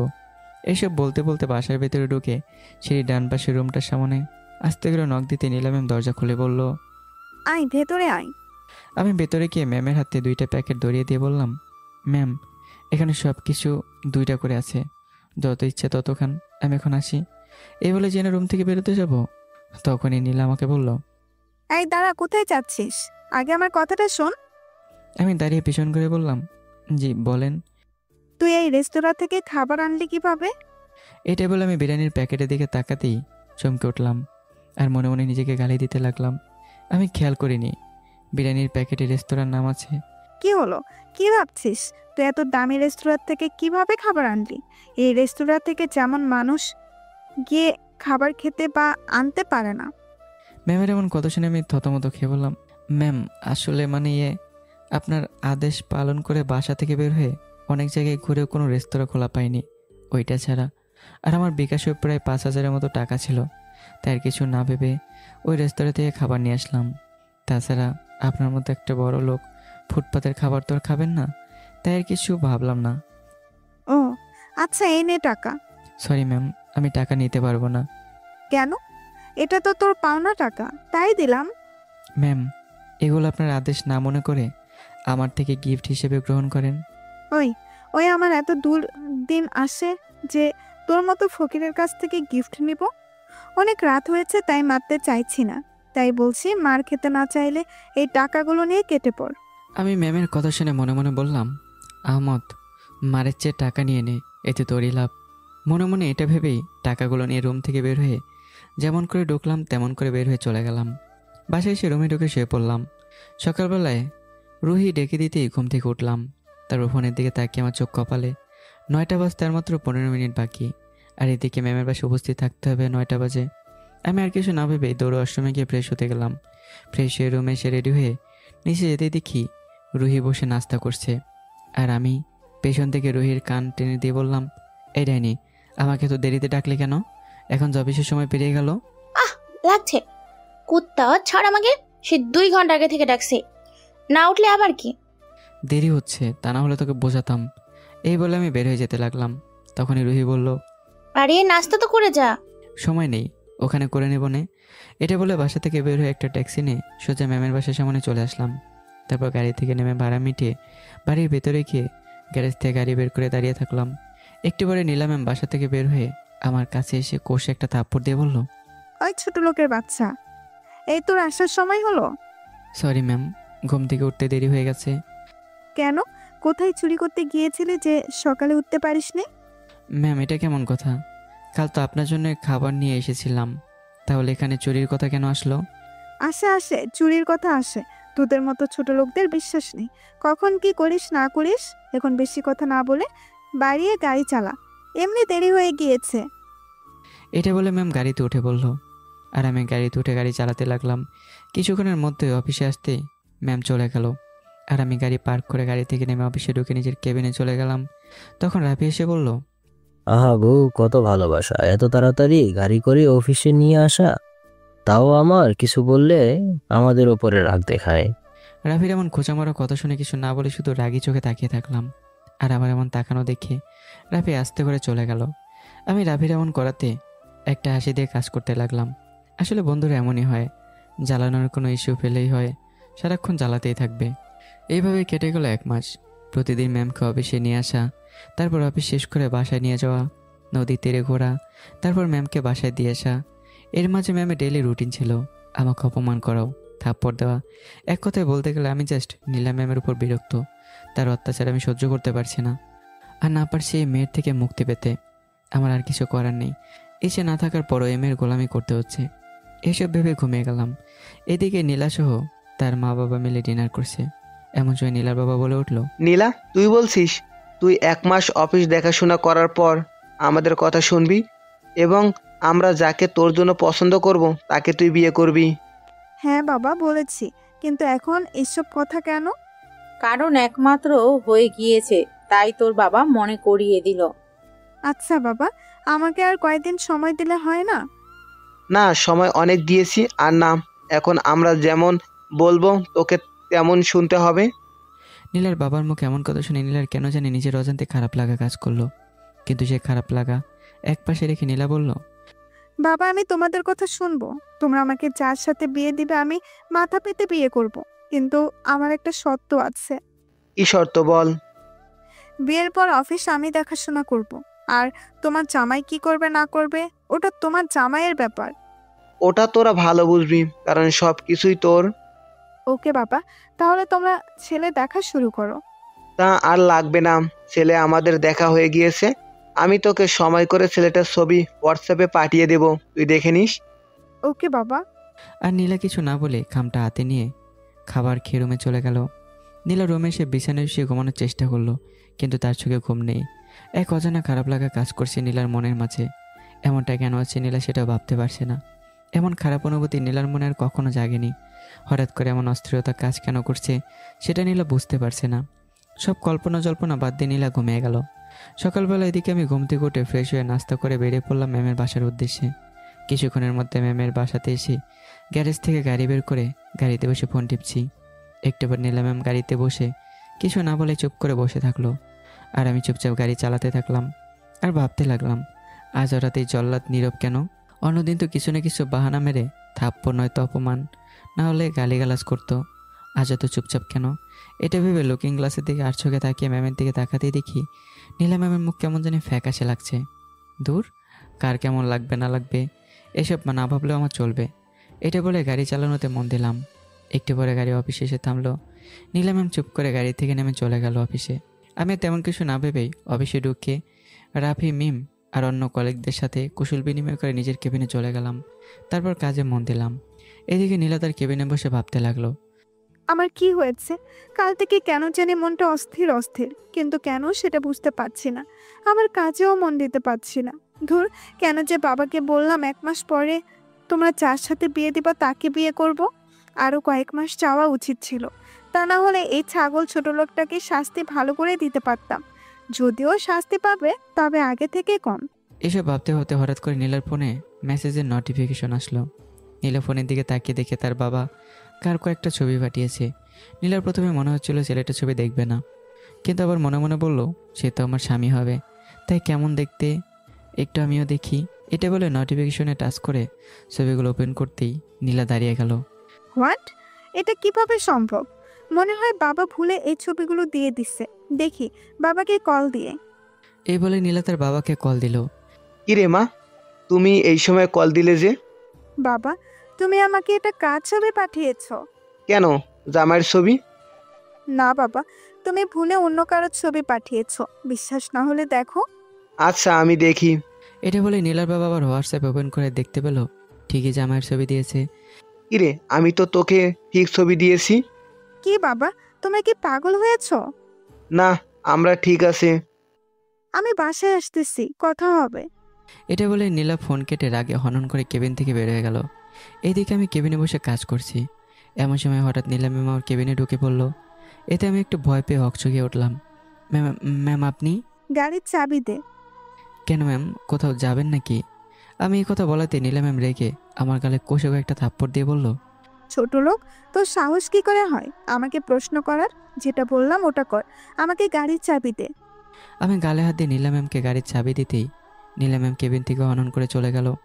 এদিকে আমি গাল ডলতে ডলতে বললাম, ইস, আজ তো একটা ডাইনি, এইভাবে কেউ থাপ্পড় দেয়? আর একটুর জন্য দাঁত পড়েনি। আর আমিও না, কেন যে ডাইনিকে জিজ্ঞাসা করতে গেলাম। আল্লাহ তুমি দেখছো, এই ডাইনির উপর যেন ঠাডা পড়ুক, আমিন। এই বলে কাজে মন দিলাম। এদিকে নীলা অফিস থেকে বের হয়ে গাড়িতে উঠে রাগে গাড়ি জোরে চালাতে লাগলো। 20 মিনিটের জায়গায় 15 মিনিটে তাদের বাসায় পৌঁছে গেল। গাড়ি থেকে নেমে হনন করে বাসায় ঢুকে চিৎকার করে তার বাবা মাকে ডাকতে লাগলো। বাবা মা, তোমরা কই? কি রে নীলা, কি হয়েছে এই অসময়ে বাসায়? কি হয়নি সেটা বলো। আগে বলো বাবা কই, বাবাকে ডাকো। তখনই নীলার বাবা উপর থেকে নামতে নামতে বলল, কিরে, তোর কি হয়েছে? এমন করছিস কেন? নীলা তার ফোন বের করে ফোন থেকে ছবি তার বাবা মাকে দেখিয়ে বলল, তোমরা কি এই ছেলের সাথে আমার বিয়ে ঠিক করছো? কেন, তোর কোনো সমস্যা? কোনো সমস্যা মানে? পুরোটা সমস্যা। বাবা, তুমি জানো এই ছেলে আমার অফিসের সামান্য একটা কর্মচারী। আমার বিয়ে, এর কোনো যোগ্যতা আছে আমাকে বিয়ে করার? নীলা, কেউ যোগ্য হয়ে আসে না, তাকে যোগ্য করে নিতে হয়। তাছাড়া ছেলেটার মাঝে কি কমতি আছে ওটা আমাকে বল। আমি এর মতো ছোট লোক খ্যাত জাউরা ছেলেকে বিয়ে করব না। তার চেয়ে বরং তুমি একটা রিক্সা চালককে ধরে এনে তার সাথে বিয়ে দাও, আমি তাকে করব, তাও এই ছেলেকে না। আমাদের কোনো রিক্সা চালক লাগবে না, এই ছেলে হলেই হবে। আর তুই যদি চাস তাহলে এই ছেলেটাকে রিক্সা চালাতে বলবো, তাও তোকে ওই ছেলেকে বিয়ে করতে হবে মানে হবে। আচ্ছা আমরা, তোমরা যে আমার কর্মচারী, আমার হাতের ইশারায় চলা চাকরকে যে আমার সাথে বিয়ে দিতে চাইছো, এই বিয়েতে কি আহমদ রাজি? ওটা আমি কি করে জানবো? তাহলে ছেলেটা যদি বিয়েতে না করে দেয়, তখন আমাকে আর তার সাথে বিয়ে করতে হবে না। আগের আহমদ বিয়েতে না করে দেখুক, তখন না হয় পরেরটা ভাবা যাবে। নীলার বাবার মুখে এমন কথা শুনে নীলা একটা মুচকে হাসি দিয়ে বলল, ঠিক আছে, দেখা যাবে। এটা বলে নীলা তার রুমে চলে গেল। এইদিকে আজ নীলা ম্যাম না থাকাতে একটু শান্তিমতো কেবিনে বসে কাজ করতে পারছি। ডাইনি পেতনিটা প্রতিদিন থাপ্পড় আর অপমান সাথে জ্বালিয়ে মারে। আল্লাহ, কখন যে 6 মাস পূর্ণ হবে আর কখন আমি এই ডাইনির অত্যাচার থেকে মুক্তি পাবো। এসে বলতে বলতে ঘড়ির দিকে তাকিয়ে দেখি লাঞ্চ টাইম হয়ে আসলো। তাই রাফি আর মিমকে ডাকতে গেলাম, কিন্তু মাঝপথে তাদের সাথে দেখা। কিরে, কোথায় যাচ্ছিস? তোদের ডাকতে। তার বলা লাগবে না, চল লাঞ্চ করব। তারপর 3 জন মিলে ক্যান্টিনে গিয়ে আড্ডা দিতে দিতে খাবার খেতে লাগলাম। তাহমেদ, অনেক তো এভাবে থাকলাম, তা বিয়ে কখন করছো শুনি? তোমার মতো মেয়ে এখনো পাইনি তো, তাই বিয়ে করতে পারছি না। কেন আমার মতো? কেন কেন মানে, তোমার মতো সুন্দর স্মার্ট কিউট মেয়ে তো সহজে পাওয়াই যায় না, তাই বলছি তোমার মতো পাইনি। ও মা, তাই বুঝি? হ্যাঁ গো। এটা বলে রাফির দিকে তাকিয়ে দেখি রাফি আমার দিকে রাগী দৃষ্টিতে তাকিয়ে আছে। তোমাদের কি খাওয়া হয়ে গেছে নাকি আরো বাকি? কেন, তোমার কি শেষ? তো শেষ হলে যেতে পারিস। যাচ্ছি। এটা বলে রাফি খাবার রেখে রেগে চলে গেল, আর আমরা রাফির যাওয়ার দিকে তাকিয়ে হাসতে লাগলাম। আচ্ছা, আমি তো কিছু বুঝলাম না, হঠাৎ রাফির কি হলো? এমন রাগ করে চলে গেল কেন? এটা বুঝতে হলে আগে রাফিকে একটা মেয়ের সাথে কথা বলতে দিতে হবে। কেন কেন রাফি কেন অন্য মেয়েদের সাথে কথা বলবে? যা বলার সে আমাকে বলবে, অন্য মেয়েদের সাথে কথা বলার কোনো দরকারই নেই। মিমের এমন কথা শুনে আমি কিছুটা বুঝতে পারছি মিমও রাফিকে পছন্দ করে, কিন্তু কেউ কাউকে কিছু বলতে পারছে না। আচ্ছা মিম, যদি কিছু মনে না করো তাহলে একটা কথা জিজ্ঞাসা করতে পারি? আরে না, কিছু মনে করব না। কেন, তুমি বলতে পারো। আচ্ছা তুমি কি রাফিকে পছন্দ করো? যা বলা সত্যি বলবা।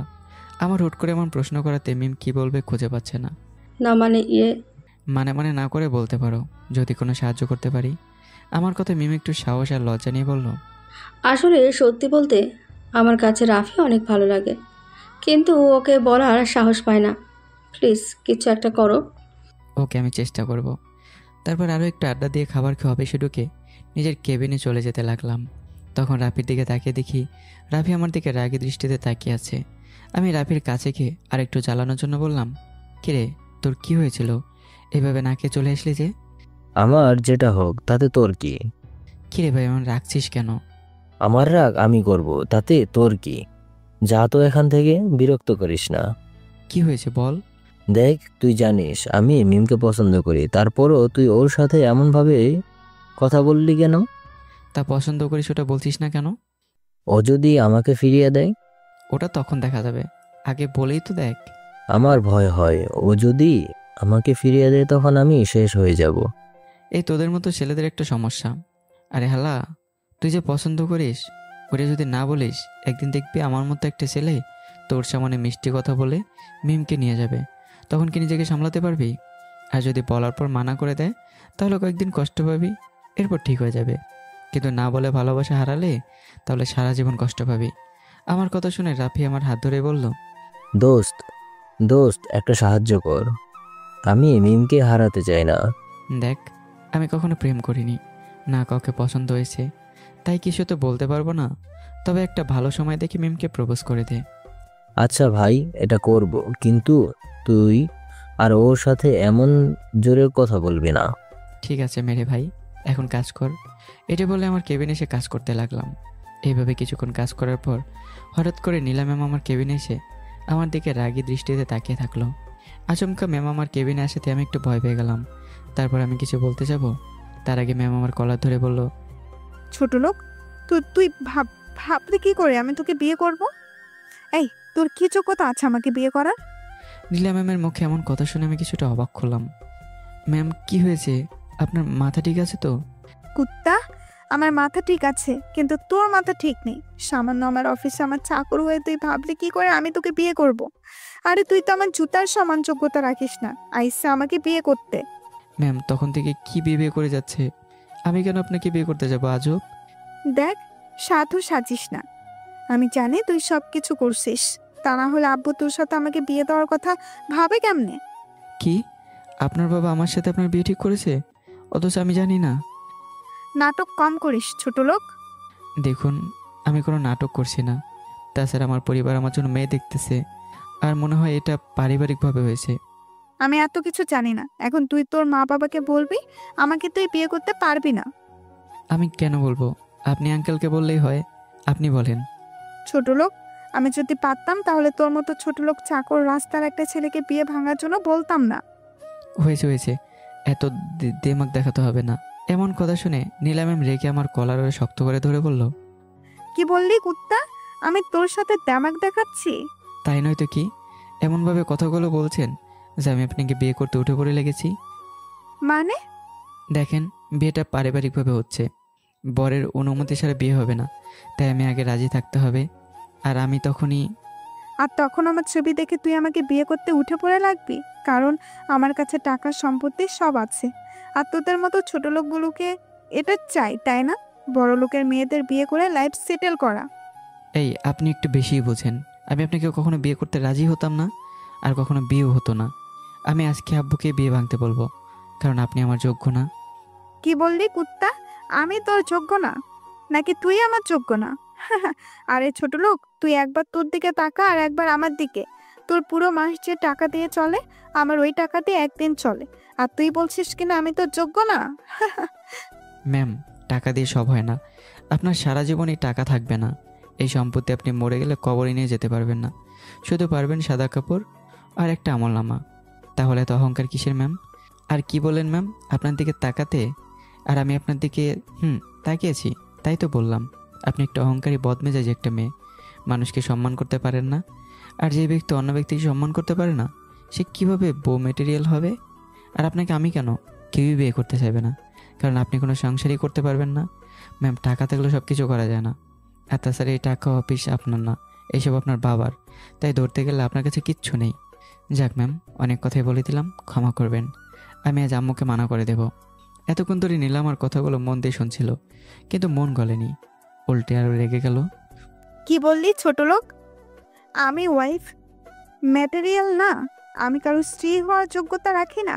আমি সংসার করতে পারবো না? ঠিকই বলেছেন ম্যাম, আপনি এসব কিছুর যোগ্য না। আর এমন অযোগ্য মেয়েকে যে যা করুক আমি বিয়ে করব না। কি? আপনি নিশ্চিন্তে কেবিনে যেতে পারেন, কারণ আমি আপনাকে বিয়ে করব না। আর আমি আজকে আব্বুকে বলবো বিয়ে ভাঙতে। নীলা আমার কথা শুনে মনে মনে বলল, এত বড় অপমান সামান্য একটা চাকর হয়ে বলে কিনা আমি তোর বউ হওয়ার যোগ্য না? তুই কি বললি আমি কারো বউ হওয়ার যোগ্য না? তুই ঠিকই বলছিস, চাকরের বাচ্চা, আমাকে অপমান করছিস তাই না? এইসব ভেবে একটা মুচকে হাসি দিয়ে বলল, এই শোন, তোকে বিয়ে ভাঙতে হবে না। কেন? বিয়ে কি আপনি ভাঙবেন? না, আমি কেন বিয়ে ভাঙতে যাবো আজিব? তাহলে বিয়ে ভাঙবে কি করে? বিয়ে তো ভাঙবে না। মানে হলো শোনা, আমাদের বিয়েটা হচ্ছে। কি? ম্যাম, ফাজলামো করবেন না। ফাজলামি করছি না, সত্যি বলছি, আমি তোকে বিয়ে করছি আর করব। তোকে ছাড়া কাউকে বিয়ে করব না। হ্যাঁ, বলেই হলো? আপনি বিয়ে করলে কি হয়ে যাবে? আমি জীবনে আপনাকে বিয়ে করব না, মরে গেলেও বিয়ে করব না আপনাকে। আমার কথা শুনে নীলা ম্যাম আমার কলার ধরে আমার মুখের কাছে তার মুখ এনে বলল, এখন আমাদের মধ্যে মাত্র একটা আঙ্গুলের দূরত্ব। এমন অবস্থায় নীলা ম্যামের গরম নিঃশ্বাস আমার মুখে পড়ছে। এতে আমার গায়ে কেমন যেন অস্থিরতা কাজ করছে, কপাল দিয়ে টপ টপ করে ঘাম ঝরছে। ম্যাম ম্যাম কি করছেন? আরে বাবু, আমি তো এখনো কিছু করিনি। এত অস্থির যদি করি তাহলে কি হবে? মানে কি করবেন? আমার কথাই নীলা আমার কানের কাছে এসে আস্তে করে বলল, বিয়ে না, আমি আপনাকে করব না বিয়ে। এ কথা বলাতেই নীলা আবারও দুই হাত দিয়ে আমার শার্টের কলা ধরে বলল, দেখ, আমাকে চ্যালেঞ্জ করে জিততে পারবে না, কারণ আমি একবার যেটা চাই সেটা পেয়ে তারপর থামি। আর তুই বিয়ে তো আমাকেই করতে হবে। সো এত কিছু না করে বিয়ের তৈরি লেগে যাও। আসতেছি আমি তোমার বউ হয়ে। এটা কখনোই সম্ভব না, আমি আপনাকে বিয়ে করব না, কখনো না। এটা বলে আমি নীলার হাত নিজের কলার থেকে ছাড়িয়ে কেবিন থেকে বের হতে লাগলাম। তখনই নীলা ম্যাম বলল, কোথায় যাচ্ছিস? বাসায়, আপনার আর আমার বিয়ে ভাঙতি। তুই ভুলে যাচ্ছিস মনে হয়। কি? তুই যে আমার চুক্তি করা চাকর, আমার কথা তোকে শুনতে হবে। হ্যাঁ ম্যাম, এই চুক্তির কথা মনে আছে, কিন্তু এই চুক্তিতে লেখা নেই যে আপনি আমার পার্সোনাল লাইফের কিছুতে নাক গলাতে পারবেন না। এটা আমার জীবনের প্রশ্ন, এই বিষয়ে আপনার কোনো অধিকার নেই আমাকে আদেশ করার। এটা বলে কেবিন থেকে হনন করে বের হয়ে গেলাম। এদিকে আমি বের হতেই ম্যাম রেগে আগুন হয়ে বলল, তুই আহমদ, আমাকে চিনিস না। আমি যখন বলেছি তোকে বিয়ে করব মানে তোকে করব। আর আমিও দেখবো তোর কত হেডাম হয়েছে। আমাকে কিনা বিয়ে করবি না? এই বলে নীলা তার বাবাকে কল দিল। নীলা, বল কি বলবি? বাবা, আমি আহমদকে বিয়ে করতে চাই। আবার হঠাৎ করে এমন কথা বলছিস কেন? একটু গেট তাকে বিয়ে করবি না বলছিলি। একটু আগের গুষ্টি মারি, এখন তো বলছে আমি আহমদকে বিয়ে করব। আলহামদুলিল্লাহ, তাহলে তো খুব তাড়াতাড়ি বিয়ের আয়োজন করব। কিন্তু বাবা, আহমদ বিয়ে করতে রাজি হচ্ছে না। তাহলে কি হবে? আমি এত কিছু জানি না। আমি আহমদকে বিয়ে করতে চাই, তাও আজকের মধ্যে। তুমি যে করেই হোক বিয়ের ব্যবস্থা করো। এই বলে নীলা ফোন কেটে দিয়ে চেয়ারে বসে পড়ল। এদিকে নীলার বাবা বলল, এই মেয়েকে নিয়ে কিছু পারি না, কখন যে কি জেদ ধরে বসে তাকে কে জানে। একদিন এই জেদের জন্য আমার মেয়ে খুব পস্তাতে হবে। এদিকে আমি অফিস থেকে বের হয়ে একটা ট্যাক্সি নিয়ে বাসায় এসে কলিং বেল দিলাম। একটু পর রুহি এসে দরজা খুলে দিয়ে বলল, কি রে? আমি রুহি কিছু বলতে না দিয়ে ভেতরে ঢুকে আম্মুর পেছনে গিয়ে আম্মুকে বললাম, আম্মু, তোমার সাথে কিছু কথা। আমি কিছু বলতেই পারলাম না। তার আগে আম্মু আমার মুখে মিষ্টি দিয়ে বলল। আমি অবাক হয়ে মিষ্টি রেখে মাকে বললাম, আম্মু এসব কি? এমন করে কেউ মিষ্টি খাওয়ায়? না, অনেক খুশি ছিলাম তো, তাই এমনটা হয়ে গিয়েছে। তা কি জন্য খুশি হয়েছিলে? ওটা বাদ দে, আগে তুই বল কি বলবি। না, আগে তোমার খুশির কারণ জানবো তারপর। তাহলে শুন, ওই যে 1 মাস আগে তোকে একটা মেয়ে ছবি দেখতে বললাম না? কিন্তু আমি দেখিনি। তুই না দেখে বলেছিলি আমাদের পছন্দ তোর পছন্দ। তারপর তোর আব্বু তাদের সাথে কথা বলে এবং বলে তোদের 1 মাস পর বিয়ে হবে। কাল তোর আব্বুকে ফোন করে বলেছে কালকে তোর বিয়ে, তাই খুশি হয়ে গেছিলাম। আমার কথা শুনে আমি চমকে বললাম, কি কালকে আমার বিয়ে? তাহলে ম্যাডাম বলল যে আমার সাথে ম্যাডামের বিয়ে ঠিক হয়েছে। মনে হয় 1 মাস আগে ম্যামের ছবি দেখিয়েছিল। ধ্যাত, কেন যে সেদিন ছবি দেখলাম না। কিরে, এত অবাক হচ্ছিস কেন? তো অবাক হব না? হঠাৎ বলছে বিয়ে, এটা কেমনে সম্ভব? আর তাছাড়া কিছু না, বিয়ে কাজই পড়িয়ে দিবে, কোনো প্রধানমন্ত্রী না। সব সম্ভব। আম্মু, আমি বিয়েটা করতে পারবো না। আমার কথা শুনে আম্মু রাগে দৃষ্টিতে তাকিয়ে বলল, কি বললি তুই? বিয়ে করতে পারবি না মানে? করতে পারবো না। আমি সবার সাথে বিয়ে করতে পারবো, বাট ওই মেয়েকে আমি পারবো না। কেন বিয়েটা করতে পারবি না কেন শুনি? আম্মু, তুমি ভালো করে জানো, আর আব্বু তো জানে, মেয়েটা আমার বস। জানি, আর মেয়েটা আমাদের পছন্দ হয়েছে। খুব মিষ্টি একটা মেয়ে, তোর সাথে ভালো মানাবে। মিষ্টি না ছাই, পুরো বদমেজাজের আগে অহংকারী, মানুষকে মানুষ বলে মনে করে না। আর আমি আমার মেয়েকে কখনো বিয়ে করব না। দরকার হলে আমি সারা জীবন বিয়ে করব না। আমি জানি মেয়েটা কেমন, আর মেয়েটা যেমনই হোক আমার ছেলের বউ হিসেবে বেস্ট হবে। তাই আমি একবার বলছি, যখন মেয়েটা বিয়ে করতে হবে মানে বিয়ে করতে হবে। আম্মু, আমি আর কোনো কথা শুনতে চাইছি না। বিয়ে তো তোকে নীলা মামুনি কি করতে হবে, আমার লাস্ট কথা। আমি আম্মুর কথা শুনে রাগী গলায় বললাম, ধ্যাত, এই ঘরে আমার কোনো দামই নেই। এটা বলে আমার রুমে চলে আসলাম। এই দেখি নীলা আবার তার আব্বুকে কল দিল। হ্যালো বাবা, কি হলো? বিয়ে কখন? নীলামা, তুই চিন্তা করিস না, আমি আমার বন্ধুর সাথে কথা বলে কালকে তোদের বিয়ে ঠিক করছি। ওকে মাই লাভ আব্বু। আচ্ছা আব্বু, এখন রাখি, একটু কাজ আছে। এটা বলে নীলা ফোন কেটে দিয়ে বলল, চান্দু, এখন কোথায় যাবা?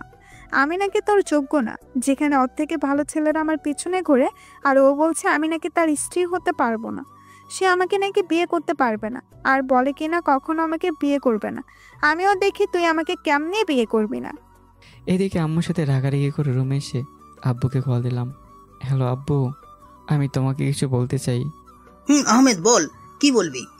আচ্ছা আব্বু, তুমি আমার ভালো চাও কি না? এটা কেমন কথা?